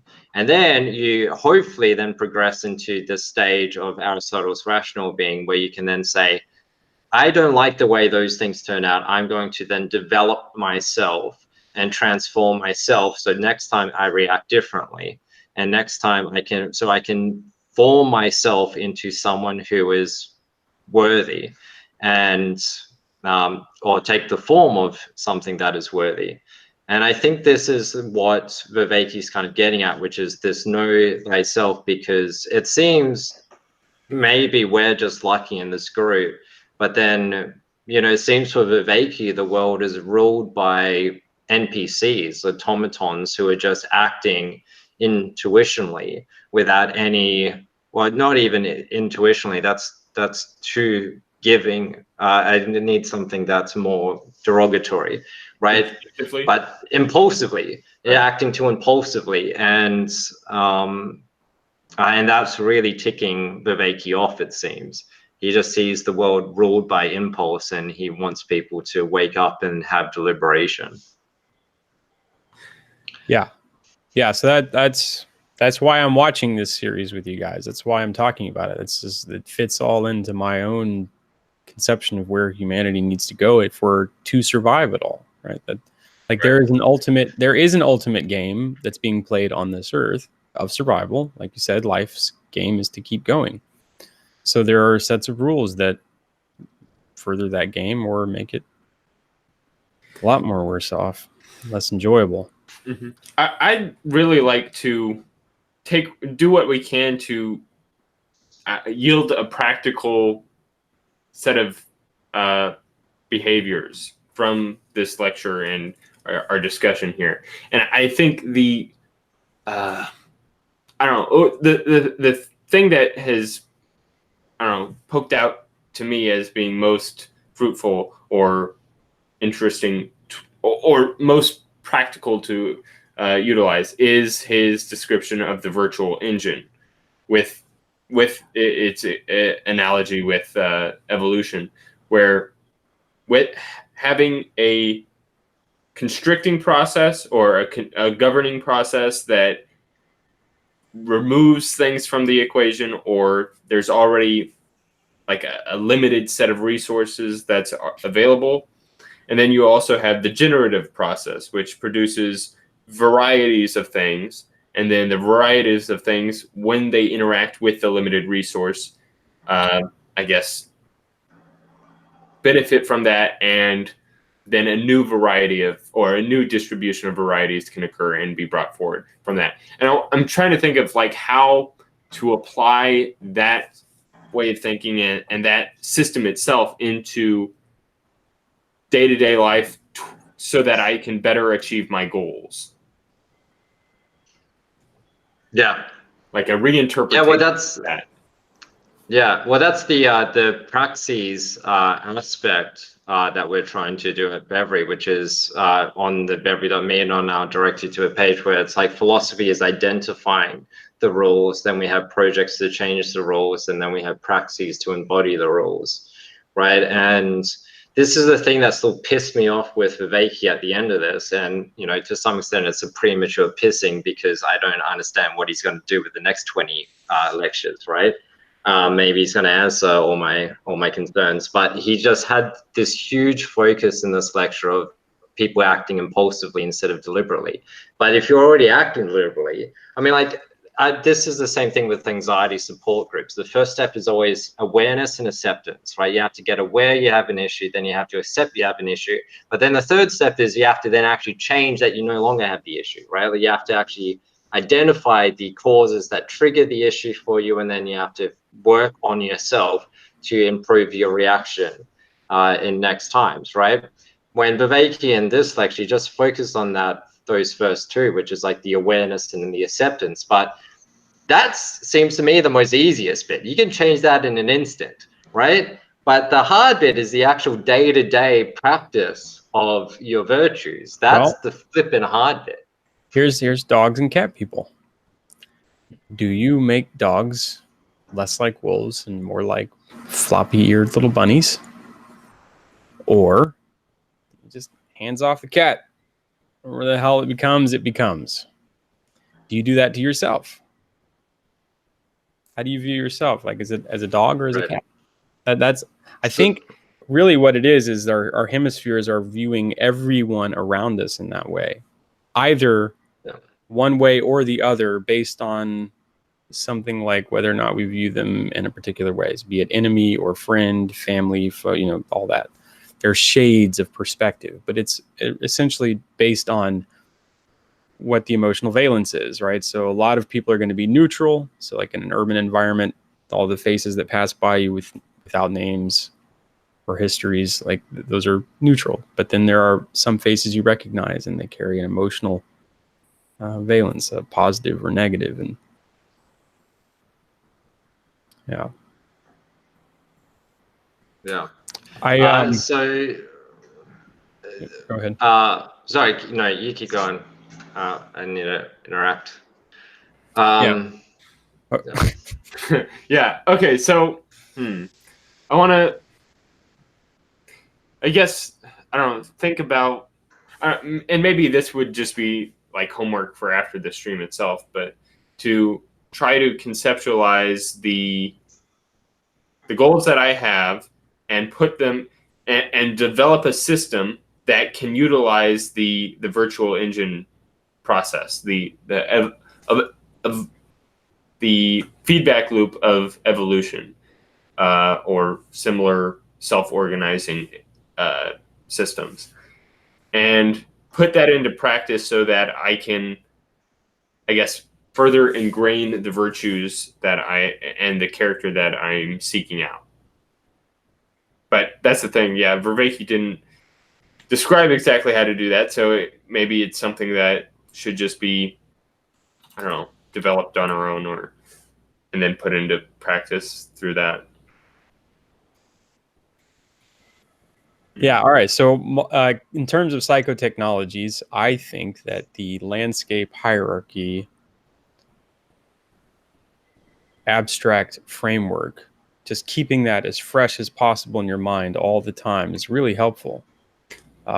Trying to maintain it all the time. Every time that you interact with a new person, or anytime you enter a new room, you think of it as this adaptive landscape, and that your position in it is a type of hierarchy.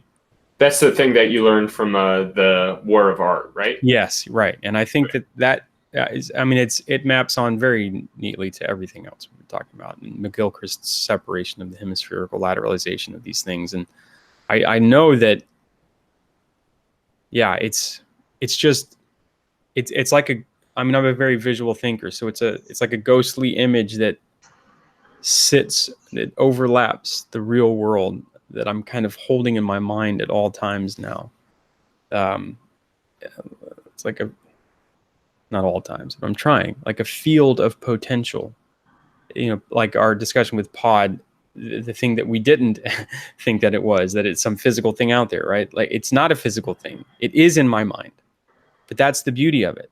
It's the virtual engine in my mind that I get to overlay on top of reality, and then build these little minor constructs within them to see if they'll function. Sometimes it's a conversation, right? Like, okay, I'm sitting in this room. There are people that I know what they're interested in. I know what's in my mind. All right, now what kind of conversation could we have? And I'll play it out. All right. Mm-hmm. And there's that all the time. And there's kind of an interplay between the expectations that we have in our minds and our attempt to act out those expectations to bring them forth, and then the results that are derived through that action. Where if our conception of a potential for an item is accurate, then when we act upon that conception and it results in the expectation that we had, say, okay, I have this idea of, or I have an actual snowball, and I had the idea that if I place this snowball into a pan and then turn the heat to high, that this snowball, its state will transform into a liquid state. And that is a mental conception I have, and I put into practice, and it results in an equivalency, some sort of equivalency between my mental state and the resultant state. Now, if I had the expectation of that placing the snowball in there and then setting it to high will result in the snowball turning into a more solid form, and I act upon that, then the result would be not incomplete, would be incorrect. And so that is I don't know, at least to me, it's an indication that these concepts have some has some sort of adaptive capacity. Well, I was thinking it has some sort of accurate resemblance to reality. Yeah. But yeah, like a little so to deal with potential again. So it's almost like I build a little structure, a little virtual engine of what is possible in the world. It's something as simple as reaching out and grabbing this bottle right? Okay, I just envisioned it. It's in my mind. I can feel my arm moving through the air and reaching and grabbing a piece. Okay, so I did it. Everything's confirmed, right? It's like the act of reaching through all the musculature, the embodied knowledge confirms that that was a possible action, right? And that confirmatory process, it's neurotransmitters. They're running around doing things, and certain kinds of transmitters are associated with certain kinds of feeling, right? So the confirmational process, did that thing occur, is the regulation of this constant feedback process that you're describing here, where you see if what you envisioned is accurate. Did it fit the world? If it doesn't fit the world, it collapses, it falls apart.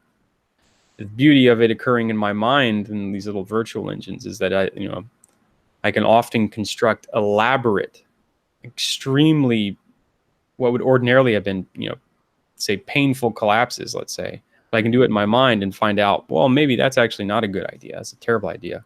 And that's an easy way to conceptualize actualization of potential. Is the potential is a mental construct that through our actions can be developed into a reality of some sort. Yeah. Well, I think of it like a reservoir. There's a tank, a reservoir in your mind of potential. Those are your neurotransmitters. They're distributed, let's say, but you can abstractly think of them as combined in a single tank, let's say. Mm-hmm. And then you can build any structure you want. Say, imagine the structure of a glove, because that's easy to imagine, and stick it on top of the tank. Maybe you can envision the tank as like a squeeze box. So if you squeeze the box, what happens to the fluid? It flows up into the glove and kind of fills it, right? If you have enough of the neurotransmitters, enough of the fluid in the box to squeeze up and fill the glove, then the potential exists, right, to fill that glove. If you line the inside of the glove with dopaminergic receptors, right, then the act of, say, creating that structure and then squeezing potential, squeezing the attempt to enact it into that shape, satisfaction occurs when all of those receptors get hit. That's in fact how you're determining if your behaviors are enacting proper behavior in the world, right? I'm drawing an abstract image of it, but there's something like that occurring in the mind. Now, the shape itself is not a glove, but it's an incredibly complicated curve of interacting shapes and systems. So, see, I know this is sort of an off topic, but it was brought up earlier, and I kind of wanted to get a better understanding of it. Like, what was your exact, I guess, disagreement then with behaviorism? Because what you just explained there fits perfectly within a behavioristic conception of reality, or of human interactions with reality. Because the idea itself of the expectation for reality, when that reality does meet that criteria, then the dopaminergic substructure positively reinforces that idea as an idea. Yes. It's well, so I think what's occurring, so I'm using it abstract, but what it does is it solidifies the structure of the glove. The particular shape that you built, the glove shape, if the neurotransmitters or the fluid fills the glove and registers, the boundary condition is what registers, okay, maintain this shape. That was right. It worked, right? Keep this shape. And then the fluid flows back out. And then you squeeze it again and it flows back up. And let's say it actually pushes a little bit too hard on the middle finger, right? Well, then your abstract conception of what you're trying to do adjusts slightly. And that's this. I'm using a glove because of the homunculus, by the way. That's why I'm using that abstract, because it's not actually abstract in some sense. There is a somatosensory homunculus in our mind that kind of corresponds to this process. So when I reach out and grab the bottle, there really is a very strange looking homunculi hand in my head reaching out towards something being depicted by this expectation of resistance when I squeeze, of my muscles meeting something, of there being weight to it, of other muscles feeling that weight, of it being proportional to the amount of water that I think is left in that bottle based on how many sips I've had. Then the homunculus that you're referring to is like your qualia experience. Like you have a certain amount of senses on your hand and a larger amount on your like tongue and your taste buds and hearing and all of these things. This is what you're referring to as the homunculus that like the feedback from our qualia. Yeah, it's not the totality of it though. It's not the totality of it because our there's both the conscious and the unconscious elements of all of that. So I'm not aware of a lot of the internal processes that go with stretching my arm out, because those used to be something I was aware of when I was 6 months old, right? That was something that I was actually using my consciousness to focus on and try to figure out how to make it. But now it's so common routine. It's just but I could, again, if I wanted, really start to understand how the tendons are functioning. If I really pay attention, like if I turn my conscious mind and look at my arm, in fact, what I'm doing is turning my conscious mind and looking at, in some sense, the homunculus in my mind, because I'm associating it with other correlated neural states. The feeling of the fingers touching the muscles on the outside and the proprioception of how that feels on the inside of the arm. And all of that's being combined in a very weird, abstract way. But my senses are only, so if you go back to the glove thing, my senses are only seeing maybe the outline of the fingertips, but there's still all this other deep neural processes taking place that I'm not aware of, but that are being tested against the environment. And that could still fit within the behaviorist approach. Yeah. Yeah. More. Sorry. Go ahead. When it comes to, I think these descriptions of actualization and potential are useful concepts, the way both you and John have set them out. I don't think it's the way Aristotle, as I understand it, is using those concepts, where I think he really is suggesting there's something more, a form of it, that there's something more real, maybe not physical, but there's some real thing that is the potential. So I think we've harnessed the metaphor of actualization into a potential to useful effect, and I think it is really useful. It's like, intentionality. But I think we have to distinguish it, just make sure that I think we are talking about something different from what Aristotle. Well, yeah, that's the thing about Aristotle, because he does still consider himself somewhat of a Platonist, and so he presumes that because there are the results from a certain thing, that this indicates an ontology behind the thing, that is not simply our own like mental frameworks that we're overlaying onto the thing. And so, he didn't have access to the world that we have. He didn't know about atoms and subatomic particles, and he didn't have access to all. There was, yeah, sure, that's certainly true. There's a lot to modern physics that has like completely overshadowed much of Aristotelian physics or Newtonian physics. But there's still the element that Vervake brings up in this, how certain elements to Aristotle's thought are almost necessary for some of our scientific concepts that we have. So he brings up evolution, and evolution is, or like the system of evolution, in order for it to take place, is not, it cannot be done with simply a description of events, like as we would like through like cause and effect. This led to this, which led to this, which led to this. But there has to be the sort of this explanation of what is constricting to an organism through like what are the limitations that are for the organism, and what are the generative potentialities for that organism as well. And then there's I didn't hear the lecture. He would say that that plays a part in evolution, or it's sort of that's sort of In a order metaphorical way we can understand it. We sort of we use these images and this language to help it. We often use intentional language when we talk about evolution. You know, we talk about, you know, even survival. You know, it's sort of a metaphor. Like, you know, evolution is not what's going on in these. You know, DNA replication is not focusing on survival. It's just that if something doesn't survive, it doesn't pass on its genes, it's not going to be there anymore. I mean, that's survival of the fittest. But we use very intentional language. But I don't think there's an intentional process that's needed to understand what's going on.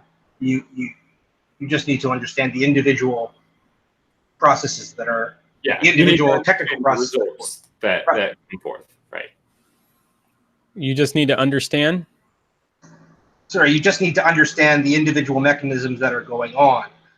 You don't necessarily, not necessarily. What does it mean to understand those mechanisms? Well, I as far as we go, you know, in terms of mapping them out and seeing what's going on and so on.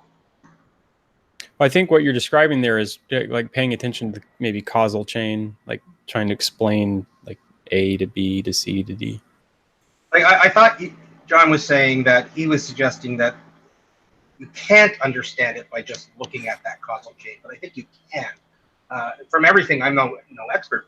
Everything I know about evolution, you really can break it down. And I spent some time trying to figure out a textbook of, you know, even what's going on at the micro scale, of how even error correction in DNA works. It's based on shape and position, and things get chopped off because it, like, literally a saw coming chopping off the head of of these strands. I think the more we understand about evolution, I think we see that you can look at it that way. It's funny that you bring up error correcting mechanisms, because that's actually one of the paradoxes that indicate that genetic mutation rates can't be maintained in terms of mutation by random selection. It's called the Eigen's paradox. There's a minimum size for what a genetic code would need to be, because it has to include the error correcting mechanism. It has to include the capacity to ensure that the transcription is accurate and that no alterations are occurring over time. So you can't bootstrap from a prebiotic soup, in other words. That's one of the main issues in academia that is that it's actually causing a crisis in biology right now. They had a few conferences where the big head honchos in biology are fighting with a lot of the old guard and trying to say, well, look, we have no real good reason to accept this concept of natural selection by random mutation, because it just, we have no good evidence for it. That's I haven't looked into that, but into that particular principle. But when I was looking into just how this error correction works, I mean, it's not perfect. You know, again, it's a very physical. Perfect. Sorry. You don't want it to be perfect, actually. Right, but that's where the mutations come in. It's right in the non-perfection. They're the quote-unquote mistakes. We call them mistakes. But what we mean is, in that copying process, in that translation process, something doesn't go the way, it doesn't match up perfectly, and you get some new combination which you didn't have before. So I can't talk about. I know there's a lot of complicated math, and honestly, I mean, I don't have the background to fully understand it, but my thoughts are it's so complicated. There's so many factors.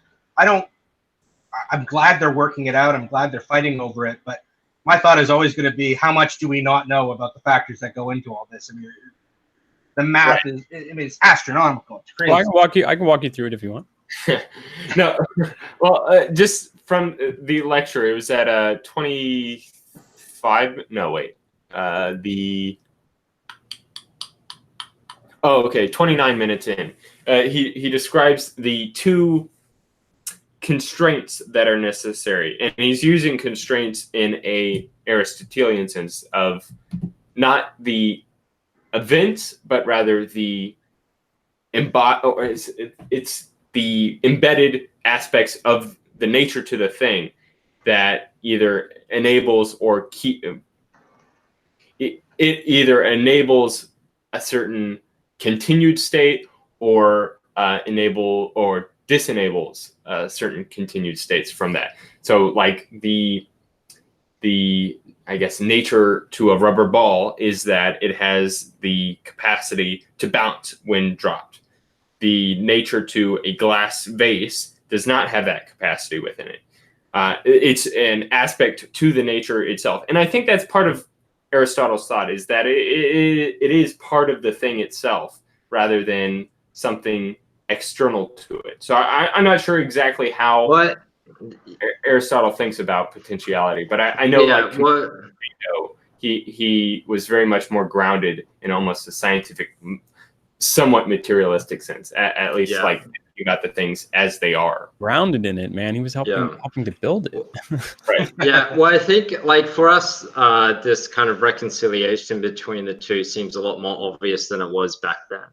And one of the things, and it's one of the large issues, is what is the implications of these two ways of seeing the world? One is this growth focus where things take form and those forms change through the constraints. Well, those things change through the constraints. And then the other one is this cause and effect.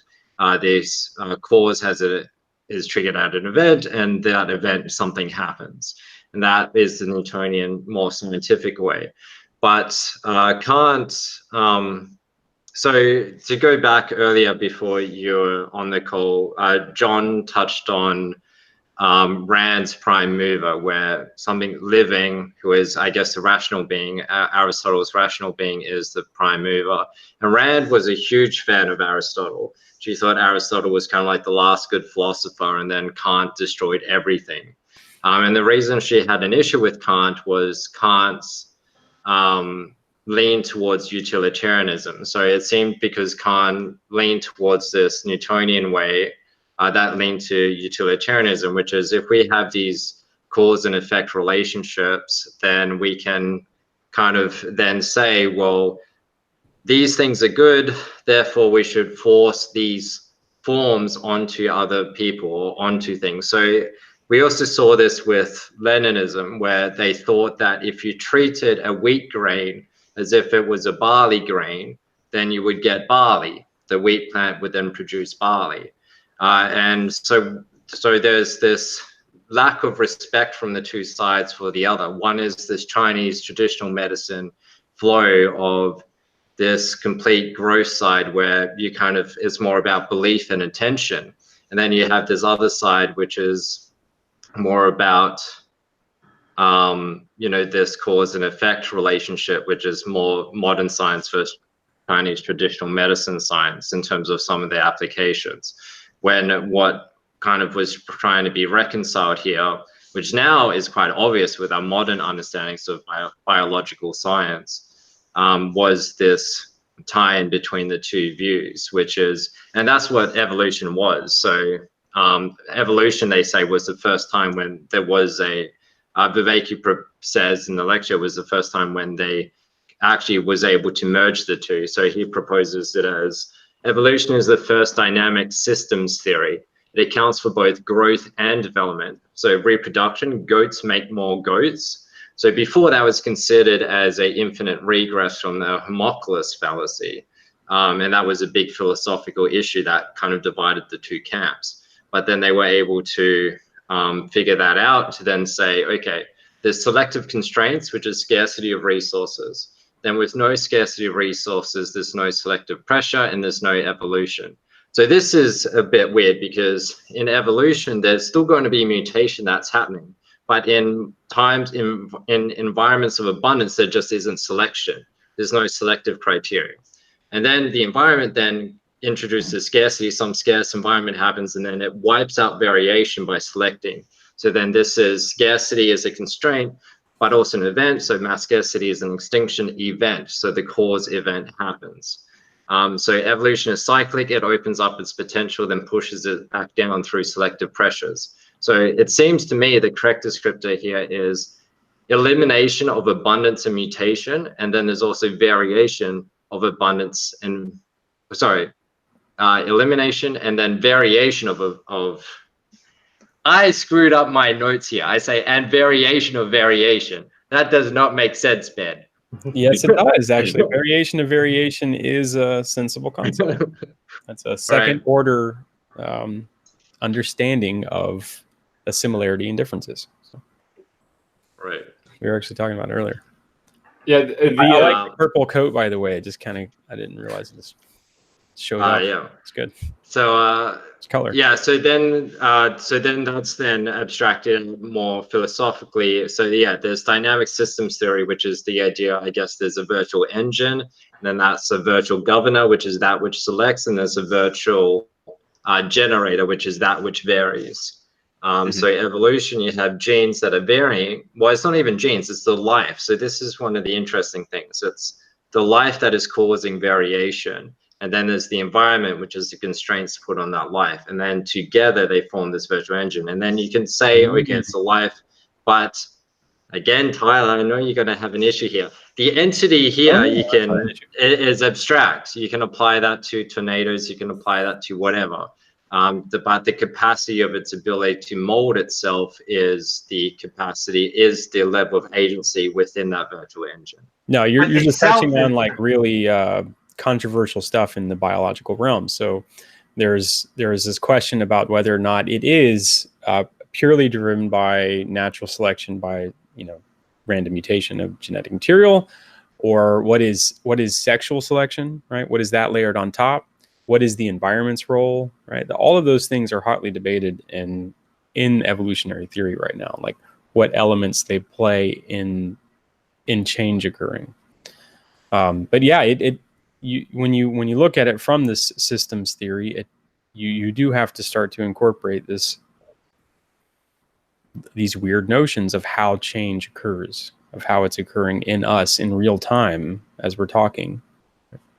But it's interesting because like even when we talk about this change, evolution, these are all labels we put on it.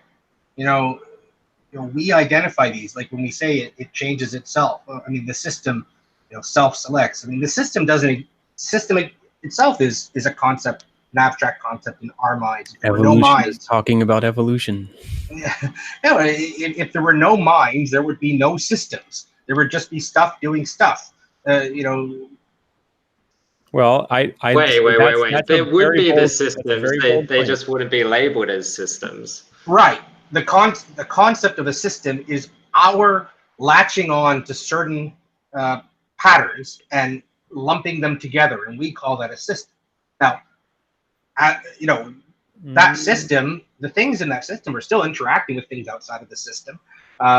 You could probably, we call it, layers of abstraction. You could look at it, you can look at these systems in different ways and different functions. You have, the person, you have the house, you have the block, you have the neighborhood, you have the city, you have the country, you have the continent.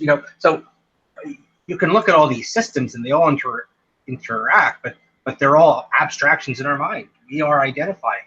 Well, they're not only abstractions, though, and I think that's the point that that Vervake makes kind of in the beginning of the lecture series that Aristotle points out, that we have this deep desire to seek out truth, to seek out accuracy in the environment. Whatever that is, it exists within us, and it's built into the machinery of our perception. That we but does the system exist, or does the individual reactions, the individual particles and groupings and interactions? What it seems like is the internal model that I have is more or less accurate to whatever is out there. Sure. No, I agree. What I'm noticing is when it is more or less out of correspondence with that. So something's out there. This is the correspondence theory of truth, right? Something's out there that I'm trying to attach a model or fact or measurement or whatever, observation, phenomenological observation in here too.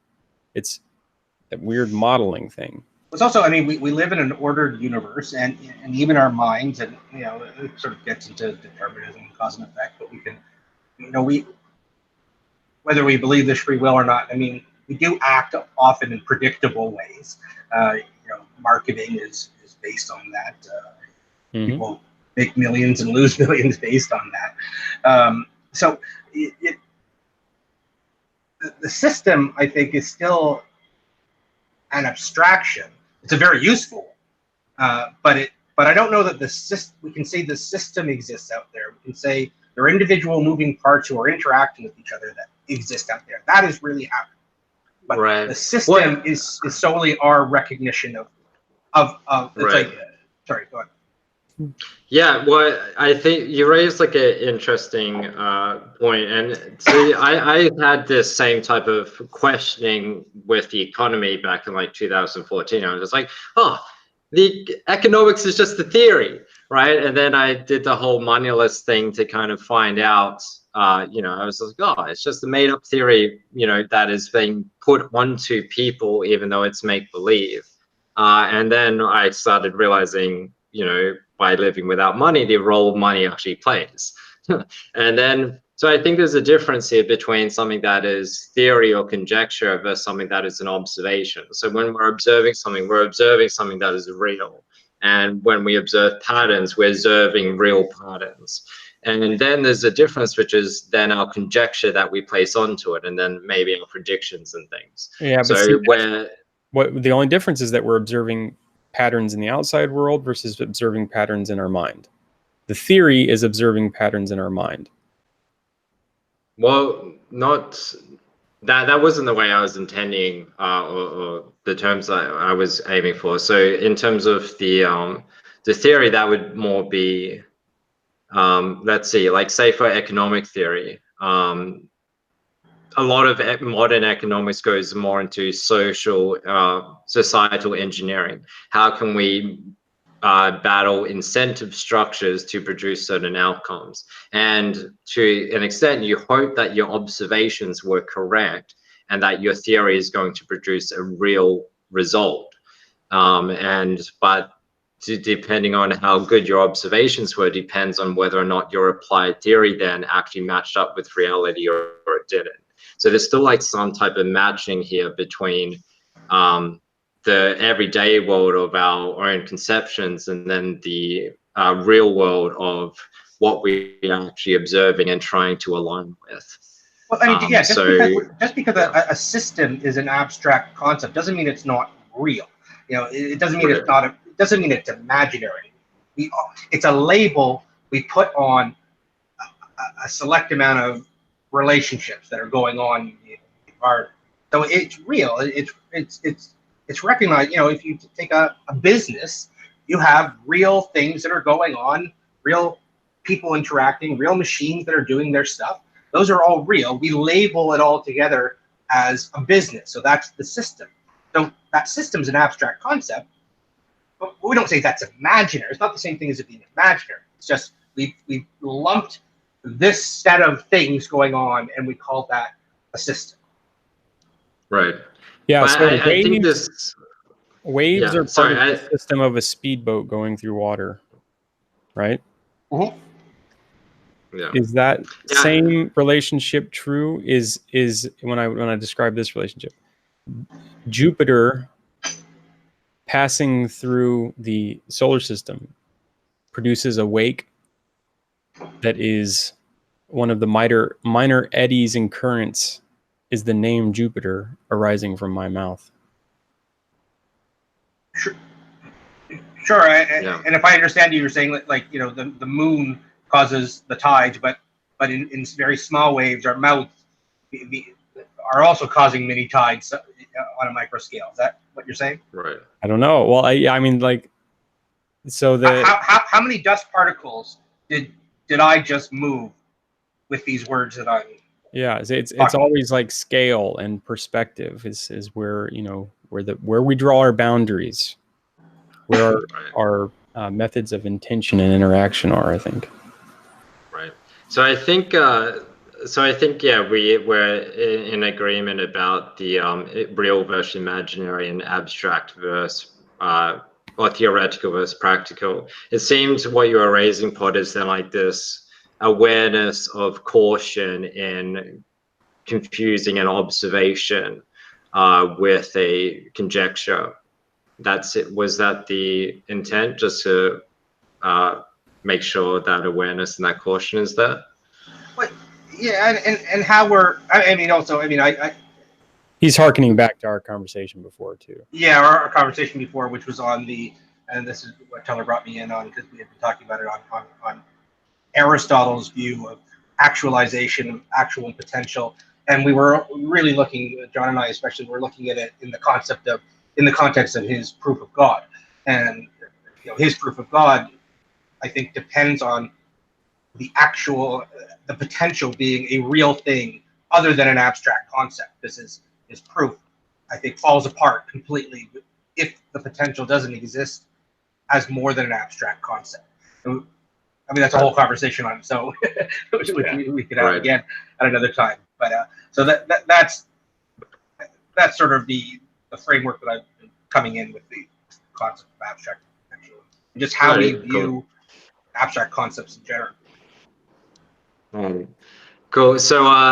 So for this discussion, that sounds like a whole other discussion for that one. For this one, I see John starting to fall asleep, so we should. So there's two main areas that I think we need to jump onto, and John's already raised one of them, which is the question of, well, what are things we can do to increase our practices? Well, like, how do we answer that question? How can we become more human? As in us personally can do that. And how do we cultivate virtue? Yeah. And but the other one that I haven't erased that in the live stream was, I think there's a pressure here that is unique to our generation, or our time now, which has never been true before. And I think the issue is, and this is something that Vervake didn't cover, and that was one of the things I got pissed at Vervake again, is this matter of awareness is probably incredibly difficult from a historical context. Now it's very easy to get that awareness, then acceptance, and then it's the practical bit is the hard bit. And I think earlier, maybe historically, once you had that awareness and that acceptance, that practical bit would have been fairly easy because your life didn't have that much entropy. It was stable systems across many generations. You knew exactly what you could do, right, to be able to maximize meaning. When now the world is in complete chaos economically, in terms of what the hell is right, and also in terms of how the hell can we fit into this complex system which no one is a master or expert in. They can only be a master or expert in very tiny bits. It's and like the other aspect, it's like there's a billion different little niches, but they're all like Iron Maidens, right? You can slide down into it, but it's just gonna poke the shit out of you. Right. And the other aspect here is, so then we say, okay, look, I become aware, right, that I hate myself and I want to improve myself. And I accept this now. I'm now moving into the growth aspect. I accept this, right? I'm no longer shamed by it or feel guilty. I now accept it. I'm ready to implement change, right? But then you go to the change and you spend, watch some YouTube videos, you do other things, you read some books, you read maybe 100 personal development books at the library, right? Or off the bookshelves, or you watch all these lectures and you find Peterson, you buy his books and you find Vervake, right? The thing is that, and I think this is where Mortimer Adler really comes in with the how to read a book. And this is what Vervake seems to be drilling home in this lecture series, which is, the know thyself. And to explain that bit, first I'll explain, what happened to me yesterday before I watched this lecture. Like I was hungry and then my glasses broke, so I had to fix the glasses, and then something else happened, and all these other things that just kind of happened in my life that I had to address. And then I didn't really have that much energy, so then I would just watch some YouTube videos, right? 10-minute video there, 10-minute video there, 10-minute video there, 4 hours later, right? But each video is still telling me interesting, useful things. And I think this is a situation now. We're no longer in the scarcity of information and the scarcity of environment. We're in this abundance of information, this abundance of environment. And this is where now, for the first time ever, I think we now need to be the selective pressure. Right? it's not enough for us to and I think this is also where Rand really kicks in with a disdain towards Kant, which is this utilitarian perspective has this idea that we can observe cause and effects, and then we can just say to myself, I know for me, I need to implement personal development and growth. I know the things I need to do. Now just do them, right? But then the thing is that I can't do that because I don't know what constraints and other things that I have and how I will react to situations. Like if I'm hungry, I'm going to be in a different mood than other thing. If I'm uncomfortable, if looking at the computer screen is giving me headaches, if I want to be outside when it's sunny, right? All these things kind of get in the way. And then on the other side, we have the YouTube situation, which is there's an abundance of useful information. So I think for the first time ever, we now need to take the onus on ourselves to not just pick useful information, but to pick the most useful information, right? And this is when Adler says, to know thyself, you need to read this 130 great books for the classics, and then only then you actually know yourself. Kind of thing. And I think this is a little bit what Vervake is doing, kind of compressing those great works into this lecture series, it seems, because he's doing a terrific job so far. But that's where I kind of get pissed from really Vervake. Pissed you off. Yeah, but it's interesting. The soothing mechanism for Ben, so he doesn't get so upset at the end of the lecture. But it's interesting because that complicated world doesn't go away, and when we're trying to find this most useful information, we still need a world where people have a diversity of interest. You don't want everybody just sitting there all day contemplating the meaning of their existence and figuring things out that way. We have this interconnected society. Yeah. So, but you still need them to know themselves, and maybe this is the question then, which is. And that's maybe the more abstract or why the breadth of John's question, or the question that Vervake's did, which is, what is the best way for us to know ourselves or to become human? Because, if you don't know yourself, and let's say you're not philosophically minded, right? Well, you could still say yes to meth, or you could still say yes to alcohol. You could say yes to all sorts of different vices, right? And it's so easy to exploit people, become addicted to social media, or become addicted to pornography, right? There's such strong pressures against us. And maybe we don't need to know philosophy in its deepest forms, but we can still, I guess, hope for people to be, like the grandmothers who may not have known philosophy, but still were able to know themselves and know what they want to implement a good life. And to some extent, religion's been that for the masses, where they feel like human is this, you need to be aware of this, to not fall into vice, and these are the virtues, la da da da da. And there's kind of been that psychotechnology programming of virtue into people's engines. But when we abandon religion, we seem to have been abandoning that kind of programming. So I guess, yeah, like now, we need philosophers to look at the modern world of mass entropy to then come up with religions that are practical for the non-philosopher, that actually allows the non-philosopher to really know themselves. But it's interesting. Seems to be the big explosion. Yeah, mindfulness seems to be the big explosion there. See, you were talking about all these people who know themselves, who used to know themselves and they got along great, but then you talked about we got rid of religion and it got rid of that program. Was it really that these people know themselves? Like I think, honestly, I think I do a lot of knowing myself, and it produces a lot of angst. I think there's a lot of angst in really trying to understand yourself and figure out what's going on. I think people who maybe can be more simplistic and just do their thing, and this is how people do things, and this is what I've been taught. I think sometimes they can be a lot happier. I sort of envy it to an extent, although I know it wouldn't work for me. So I don't know if it's as simple as just knowing yourself. I think that there's a double-edged sword there. Now, maybe you can ideally get to that, Buddhist style, the sense of pure acceptance, and that's the ideal. But I think on the road there's a whole lot of non-acceptance and fighting against what you're figuring out. Yeah. Well, it's Well, not I mean, just to some extent, like the movie Forrest Gump is about Forrest Gump coming to know himself, right? And he's not a smart person at any extent, but, you know, throughout the movie, you know, he's had these trials and tribulations, especially with Jenny and his condition. And he ends up, you know, through the course of the movie, actually becoming a wise man to his capacity. Yeah, well, he's a great example of everywhere he goes, he's in a kind of a flow state, right? Yeah. Without even trying. He's just kind of haphazardly tripping through life and making all the somewhat proper choices to survive, even though he seems to be deficient, to use an Aristotelian term. He's deficient in intellect.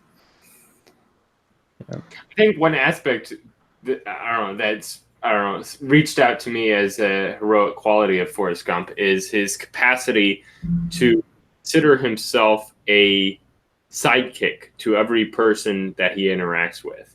Like he doesn't like he's one of the only people that you could ever meet that does not consider himself the hero of the story. And that's what like makes him heroic, is because whenever he's with someone else, he's treating them as if they were the most important person there. And it's, I don't know, it's something that I think most people can ever accomplish. Yeah, except he had that find himself moment like three quarters through the movie where he did the run, right? One day he just started running. Right. And then he finally became the leader then. Remember, everyone else got behind him. Yeah, and then that was, I guess, his change in character, because like he became the leader and then just decided to kind of stop that. But yeah, yeah. Well, there's a difference. There's a difference. There's a difference in running and leaving a wake, a vacuum behind you that inspires that people fall into. And there's a difference between that and pushing people to do something, forcing them to behave. So again, this is cat people versus dog people, right? But you can just run, and maybe the cats will follow you for a few blocks, and maybe they won't, and you don't care. Or you can put a leash on them and drag them along with you. All right, so we should probably touch on this then, because we've been like hinting at it for a while and we never actually got into it. My theory is, and it's just kind of a simplistic one that just came up during the course of this conversation, is that cat people are more drawn towards the disagreeable aspect. And like thinking of myself, I'm somewhat more agreeable, and yet I'm drawn towards the cats because of their disagreeable nature. And whereas dogs are like completely agreeable, and I don't know, it seems like they might be like people are more drawn to them when they have a disagreeable nature, perhaps. I don't know if that's a strong correlation there at all, but it's at least one aspect that maybe we can. The cat is a rigid boundary. It's a rigid boundary. It's its own independent, unique creature. Your ability to manipulate it is minimum, right? And so its hard boundary gives you, in your interaction with it, also a hard boundary. There's very little confusion about what you and the cat are, right? You are definitely a separate creature from the cat, and it will let you know the dog is not the same. Right, the dog sees itself as an extension of the human, sort of. Like their life is to work for the human. Mm-hmm. Yeah. Well, a cat. I think the way you're phrasing this is a bit too charitable. So a cat is essentially a housemate when a dog is a child. And I think this directly corresponds with responsibility. And I think many women prefer cats because they're also running away from the responsibility of having their own family. And this is because, you know, dogs are kind of prep children. You get a dog and then that preps you for having your own kids and that. But it's also a statement about responsibility, because for a kid, I mean, for a dog, yeah, I mean, that's how interchangeable they are. Like, you have to be there for them every single day, and feed them and give them companionship and give them all the rest, where a cat is its own independent person. Right. Yeah, I can see that. Like, for somebody that maybe their life already has too much responsibility to it, and that they don't have the time frame or the ability, or like the they don't have the desire to go about adding more levels of responsibility onto their life, like having to take an animal out on walks or make sure that they're with a sitter, things like that. Then yeah, I can see why somebody that is desirous of having more responsibility, then yeah, a dog would be a better choice. Whereas somebody that maybe is desirous of losing elements of responsibility could be like draw a cat, like have a cat as their housemate, because they don't require a lot. They can, yeah, they are almost like a fellow person that you. Let me look. Here's what's so funny about this, because I bring it up as as like these rigid definitions of cat people, dog people, but most of my cats that I've had, I've been both a cat and a dog person throughout my life, but most of my cats have, well, it's weird, I know. Most of my cats are dog-like. And the reason for that is because I treat them kind of like a dog. I develop calls with them, right? Like, I teach them how to come when I call. I train them that way, so that I can feed them at particular times. I develop a somewhat codependent relationship with them through petting, right? That's a type of grooming behavior. But there are elements of that relationship that I appreciate in a dog that I attempt to overlay on the cat. And what's interesting about it is some cats will naturally fall into it, and others are much more cat-like, right? Much more independent and resistant to that type of molding influence. Nevertheless, it does happen. And that's that weird relationship between the subjective and the objective, the landscape outside me and my own intention internally with what is possible with it, and how I interact, and what it becomes as I interact with it. Yeah, it's not as simplistic as, like, I don't think you can just overlay a negative stereotype onto all cat owners, or vice versa if we're all dog owners. Not at all. But cat owners obviously are better. Anyway. Yeah, but I think in regards to responsibility, you have this other thing, which is a cat is, I think it's also about your desire to express paternal influence onto something, right? So for a dog, you have to be paternal. You have to teach it toilet training. You have to go through like the first 3 years of having a child, essentially, with a dog, right? So the thing is that, but you do it in a very compressed area. But I mean, like, yeah, like for my family, they've had dogs and cats, but the dogs, we've always given them human names for them. And it's interesting, like, if you have one dog by itself, it thinks it's human. If you have two dogs at the same time, they realize that they're dogs. And then they go to the humans for the things only humans can provide, and they go to the dogs for what dogs can provide. It's quite different. And but I think in terms of this responsibility, the people who I know but again, Tyler raises a good example, which is you can make, if you've expressed that paternal or nurture, like you've been a good parent to the cat, then that cat will be more childlike. But in some situations, but in general, the rule is still the case, which is that cats are these independent beings, which you don't particularly express any control over, besides how well you can satisfy their needs, as well as how well what constraints you place, which is, are they an indoor cat, are they an outdoor cat, what do you feed it, and when do you feed it, and how much do you feed it? Besides that is your relationship. We can take this. Yeah. We can take this sort of cat people and dog people, and we want to extrapolate now to the metaphor to society, I think, and how we go about, seeking the good life or being happy. There is a distribution of preferences and types and affinities throughout society. There are people, the same way of seeking the good is not necessarily going to apply to everyone equally. Somebody may find the good in delving into philosophy and self-reflection and really getting into these things. Somebody else may just like doing sports. Another person will meditate. I think we have to be very careful when we're saying, okay, well, this is the way to achieve well-being or happiness, and this is the right answer. It may be the right answer for some people, but it's not going to apply to the cats and dogs people.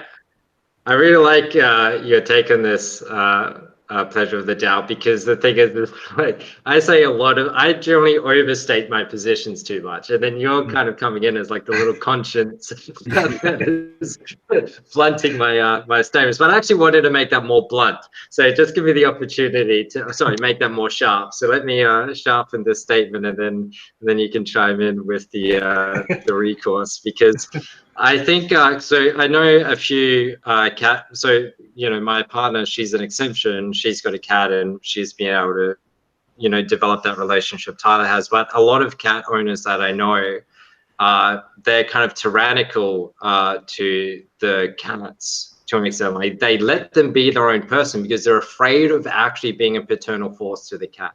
They feed it, they accommodate it, but they still try and keep it indoors.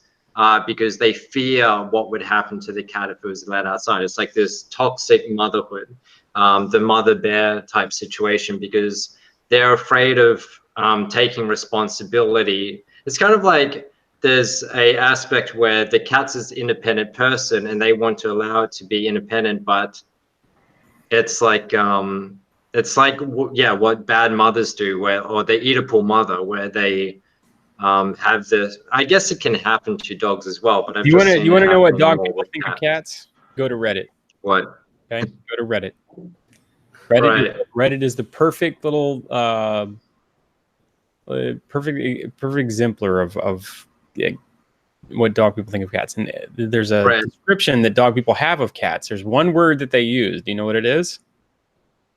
What? I don't know. Come on, try to guess. Come on, John. How many hours have you spent on Reddit? I haven't been on it for like the last 3 years. All are described as assholes. Oh, yeah. All cats are described on Reddit as assholes. And then you have a million different cat gifs showing them knocking things off, right?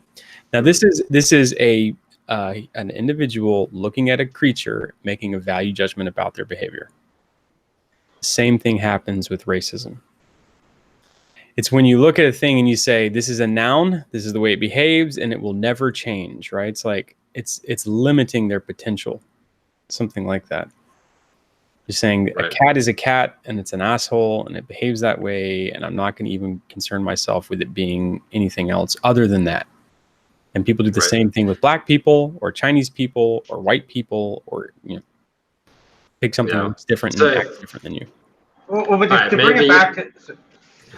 let me try and finish my rambling, and then everyone else can chime in. So, I think, so like for cat owners, it's generally the desire to have that housemate, right? Which you're not influencing. They're kind of doing their own thing, and you kind of do the minimal type of responsibility to it. And I think that's like this fear of actually taking, like, it's a fear of being a parent, I guess, to this cat, because, or like, for a dog, you're throwing that responsibility and you have to live up to it.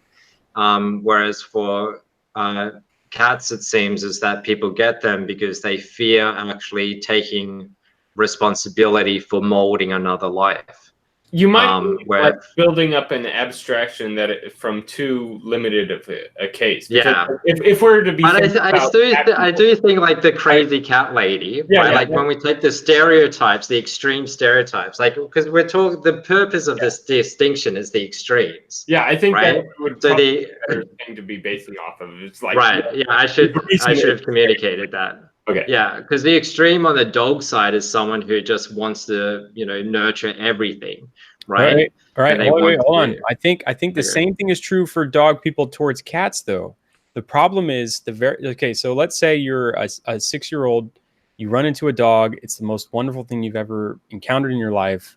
You are suddenly a dog person. For the rest of your life, you're going to be a dog person. When you're 8, 2 years after you got your first dog, you run into a first cat, and you run up to it and treat it like a dog. What does it do?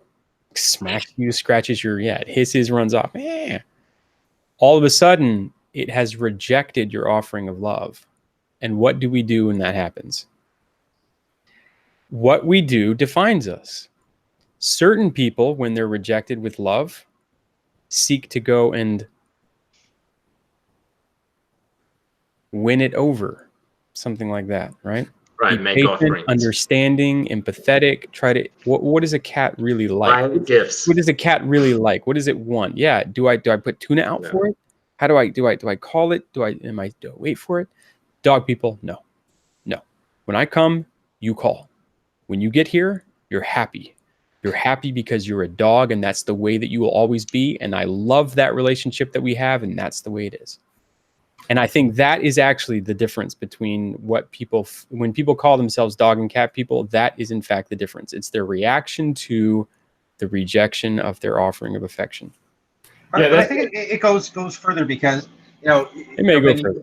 You gave the example of the the overprotective mother, and you used the word bad mother, and I think yes, if we overprotect, that can have a negative effect. But I have kids, I have an ex-wife, and there was one incident where my daughter, I let my daughter go walking down the street by herself, and she almost got hit by a car crossing the street. Didn't get hit, but almost got hit.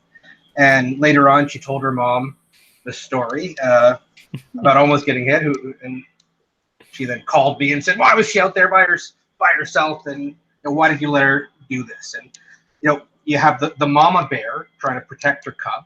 My role was the papa bear, but saying, she was going to go meet her brother, who was a few blocks away. I'm slowly letting her have more responsibility, and slowly letting her be her own person. So you have the two sides. You have the mama protection, the dad sort of letting some rope, and that's not a bad thing. I mean, we disagreed in that particular episode, but there's roles for both. There are times to be protective, and there are times to let the person go, and so it's not as simple as saying, well, they're just overprotective people. Yeah. Well, if you take them in, like, that's when you integrate the two, right? Where you find balance. But if you've just taken one in isolation, but they're not in isolation, because we have people with drive. Like, okay, But then the four of us, in cases.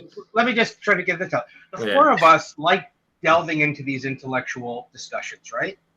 But a lot of people would be bored silly by this discussion that's captivating us and keeping us up till 1 o'clock in the morning. We like this. Now, that's important. You want people in this society. You need to have people in the society who like this type of thinking. But you wouldn't want everybody in the society to be interested in this type of thing. You need people who don't spend their time on this and do other things. I think the point is that there's variety, and we the person who's more attracted to cats plays a role in society. The person who's more attracted to dogs plays a different role in society, and they all work together. They work well. So some traits work well together, right? And some traits work terribly in isolation, right? So if you just have so this is again with like parental outcomes, like two parents works really well, where one takes this more masculine paternal figure and one takes this more maternal protective figure, right? One is exploratory and the other one is protective. And those two figures work really well. If you just have one, then unless that mother or father is great at interrupting between the two, then it's likely that, the child could be over nurtured or over protected, right? This is the case of Oedipal mother. Or you can have the father who's a tyrant, which then the child rebels against. So like if they can work together, like, you know, a great relationship would be an ultra feminine woman and an ultra masculine man, right? Like, that would still work, but you know, that balance is kind of, yeah, but if you had either on extreme, then that's terrifying for the child, because there isn't any redress against the father's tyranny or the mother's nurturing. So you need the like, that balance will work well, but definitely you know, in isolation, some of these things can go awry very quickly. Well, not very quickly, or even over a decade or two. I think we've lost John there. Well, we're either going to kick him out and force him to bed, or Yeah. So Yeah, but I think yeah. Well, I think we can put a close to the cat conversation and then move to. So I think I communicated my point about how, you know, now we need to select which information is most useful, and this is something that is new to us. And that's, I think, part of this struggle and this addiction, and why there's like info porn or growth porn or personal development porn, depending how you is, which is, it is valuable, but it's not as valuable. It is not the most valuable thing we could be doing, right? Like, I could spend, you know, 4 hours watching all this info, you know, videos and watching TED Talks, or I could read a book. And, you know, the other day, like, I knocked off, like this week, I've knocked off like 3 books, and most of those books, actually, no, 4 now. And 3 of those books are knocked off in a day, right? So, you know, a little short book, you can knock that off in a day, or you could watch like 4 hours of YouTube, and that book is going to be more valuable. And I've been doing too much of the YouTube, so yeah, I agree. Yeah. Yeah. So this is like the thing. It's just like, if you know, I'm now 30, and it's been like, my God, like, and like, say Adler, he was reading these classics when he was a teenager, and by the time he's 20, he's already gone through them all. And it's such a head start for these people. And like, again, and I give you the credence where not everyone can read them, but if we derive wisdom from them, then we share that wisdom, and other people can benefit from those concise wisdoms, which, such as our priests or our ministers or our politicians or our parents or our friends. Those people benefit from these more concise and more context-specific little adaptations, so they can get the rule of what they're meant to abide by, but they may not necessarily know why that rule is the case. And I think this is so unique to this time. And then we have this open question now of, well, how do we wait, know hold on, before you move on, are you sure that's unique? I mean, hasn't it always been, from my understanding of history, it's always been the knowledge was in the hands of the few who passed it on. You know, there was the priest. Right, I'm saying, what I'm saying now is there's an abundance of knowledge. Like, with the internet, we can go to the internet and we can learn anything that is going to be useful. When before, yeah, it was true. There was that scarcity of knowledge was there, and that scarcity of wisdom was there. But I think still most people are watching PewDiePie and makeup videos than delving into deep philosophy. I mean, the biggest. Sure, but so they're getting something out of them. They're still getting dopamine. They're still getting serotonin. They're still getting use out of these videos that they're watching. It's not purely entertainment, because if it was just purely entertainment and not any meta narrative, then it wouldn't last that long. They would just do it for a week or do it for a month, and then they wouldn't go back to it. But like, say, makeup videos, that's playing a very large meta game to them. That is telling them how they compete with other females. Very important, right? Then the PewDiePie, that's keeping you up to date with what is the largest trend of the most amount of kids in the world, right? That's a valuable group to be a part of. So it's like they're offering some type of meta narrative. It's still useful. And this is the issue, which is now we really need to select what is most useful. Like, because it's just like a buffet. There's infinite buffet of useful things. And some of those things are useful for a day. Some of those things are useful for a month. Some of those things are useful for a lifetime. And we now need, like, you know, before we're programmed, our biology is programmed to just be like, oh, this is great food. It's tasty. I like it. It's giving me a reward and dopamine, serotonin, and satisfaction, right? But then now, because there's this buffet, we now need to be like, oh, geez, I can't be a glutton with information and utility. Now I need to be selective and then wait for the, the books on the buffet or the YouTube or whatever it is, and actually select the ones that are going to add the most value. But we have to make sure that we're not assuming that each person is going to get the same value. Sorry, go on. Yeah. Yeah. Okay. So if we were to apply Vervake's virtual engine model that he has of a generative and a governing principle, or two, like we already have an abundance of resources, or an abundant resource of information that we're deriving from YouTube videos, things like that. What we need is some sort of selective agent that is restraining it in some sense, so that our behaviors that are driving us towards eating up as much information through these YouTube videos that we can get can be, I guess, restricted somehow. So like what we need is like a platform that has an attention guiding engine. Well, well, this is what Facebook and Google are doing. This is, so we don't want this to be prescribed. We want this to be discovered, and that's okay. One of the key things here. This is the difference between the utilitarian and the libertarian. The utilitarian says, I know what is best, I will prescribe it for everyone and you must abide. When the libertarian says we must discover what is best for ourselves, and then hopefully that is the best for other people too. Yeah, because Facebook is a dog person and they think we're dogs. But in the platform, that's a cat person. I think so. This is interesting, right? Because I'm definitely a dog person, but then like to treat humans like the dogs, that's an interesting analogy. Like you don't treat humans like the dogs, right? Like that's probably where that's coming from. Right? There's a significant Venn diagram overlap of behaviors where people treat some dogs better than humans, and some people treat some dogs worse, or some humans worse than dogs. I guess you'd be like, yeah. In the United States, we have some high-profile cases of things like even just within our short-term requirements, like even just like presenting some sort of false scarcity and then having to abide by that, like imagined scarcity for how we deal with YouTube. So like if we were to take on like, I don't know, a 5-hour YouTube limit, and then like over the course of the week, and then like check back at the end of the week to see who went over it and who didn't go over it, and then use that knowledge for the next week to, I don't know, inform us for like what we need to do from there.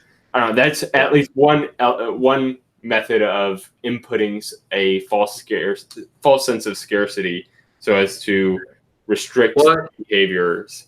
Yeah. Watching YouTube.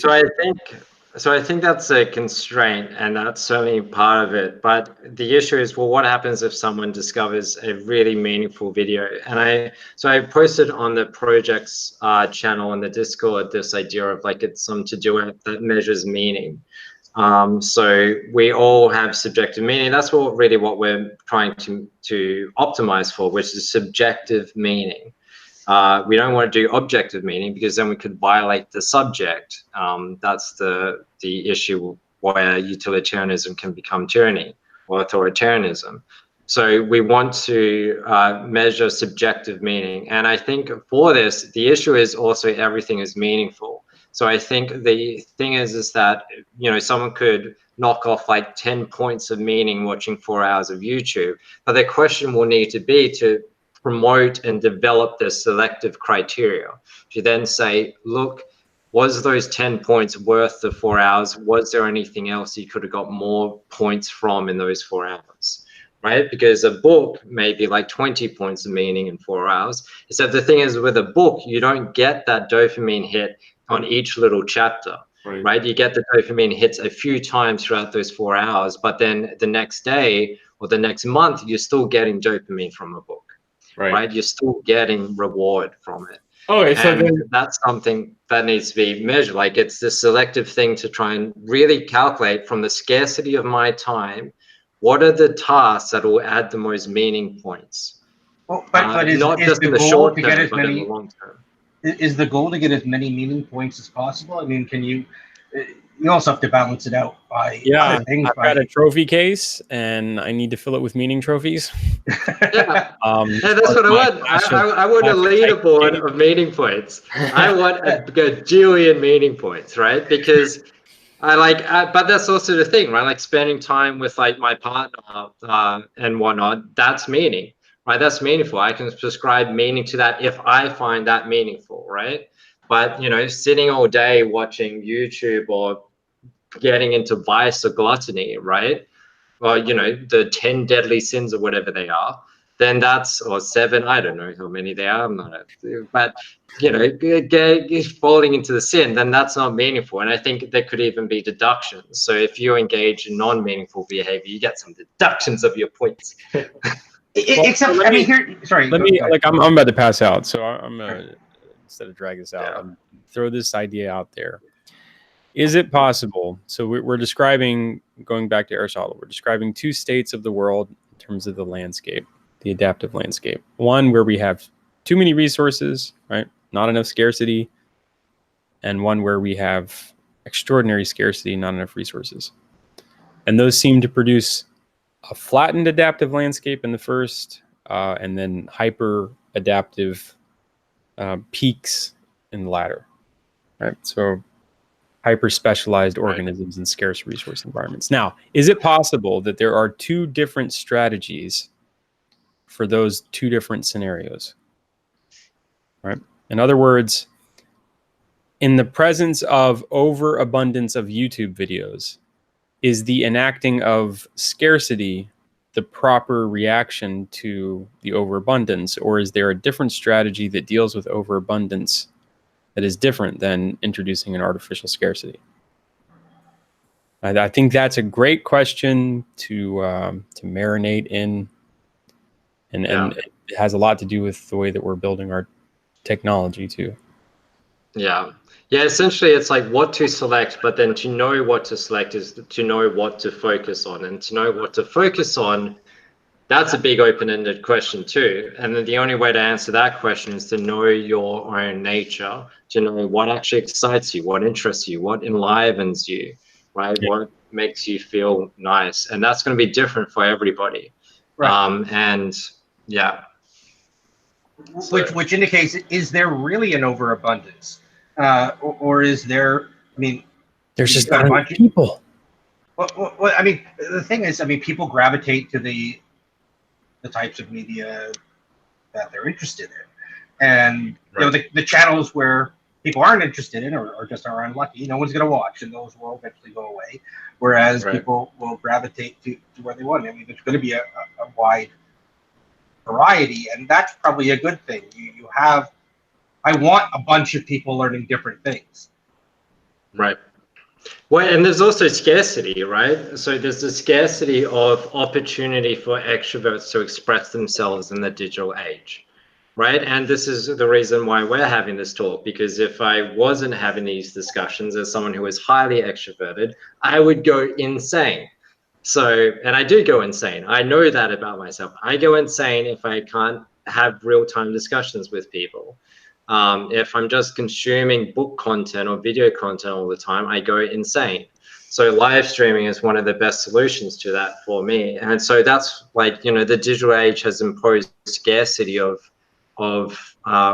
real-time communication with people. Instead, it just makes people more consumeristic in terms of their information. And there's also scarcity in terms of work. Like, you know, you take the tradie, or the Luddite tradie, not to use that insultingly, but the one who isn't that switched on with technology, or even our grandparents or our parents, they're less attuned to this addiction of information, and they're facing scarcity as well. They're facing, like, you know, the tradie Or the truck driver, they're going to be facing scarcity of their job, and that concerns them. Or the factory worker, they're facing some scarcity. And they also need to know themselves to then find out how can they manifest this thing that is now scarce and actually introduce some more abundance into their lives. What can they use to replace the meaning that they were getting from these things with something else?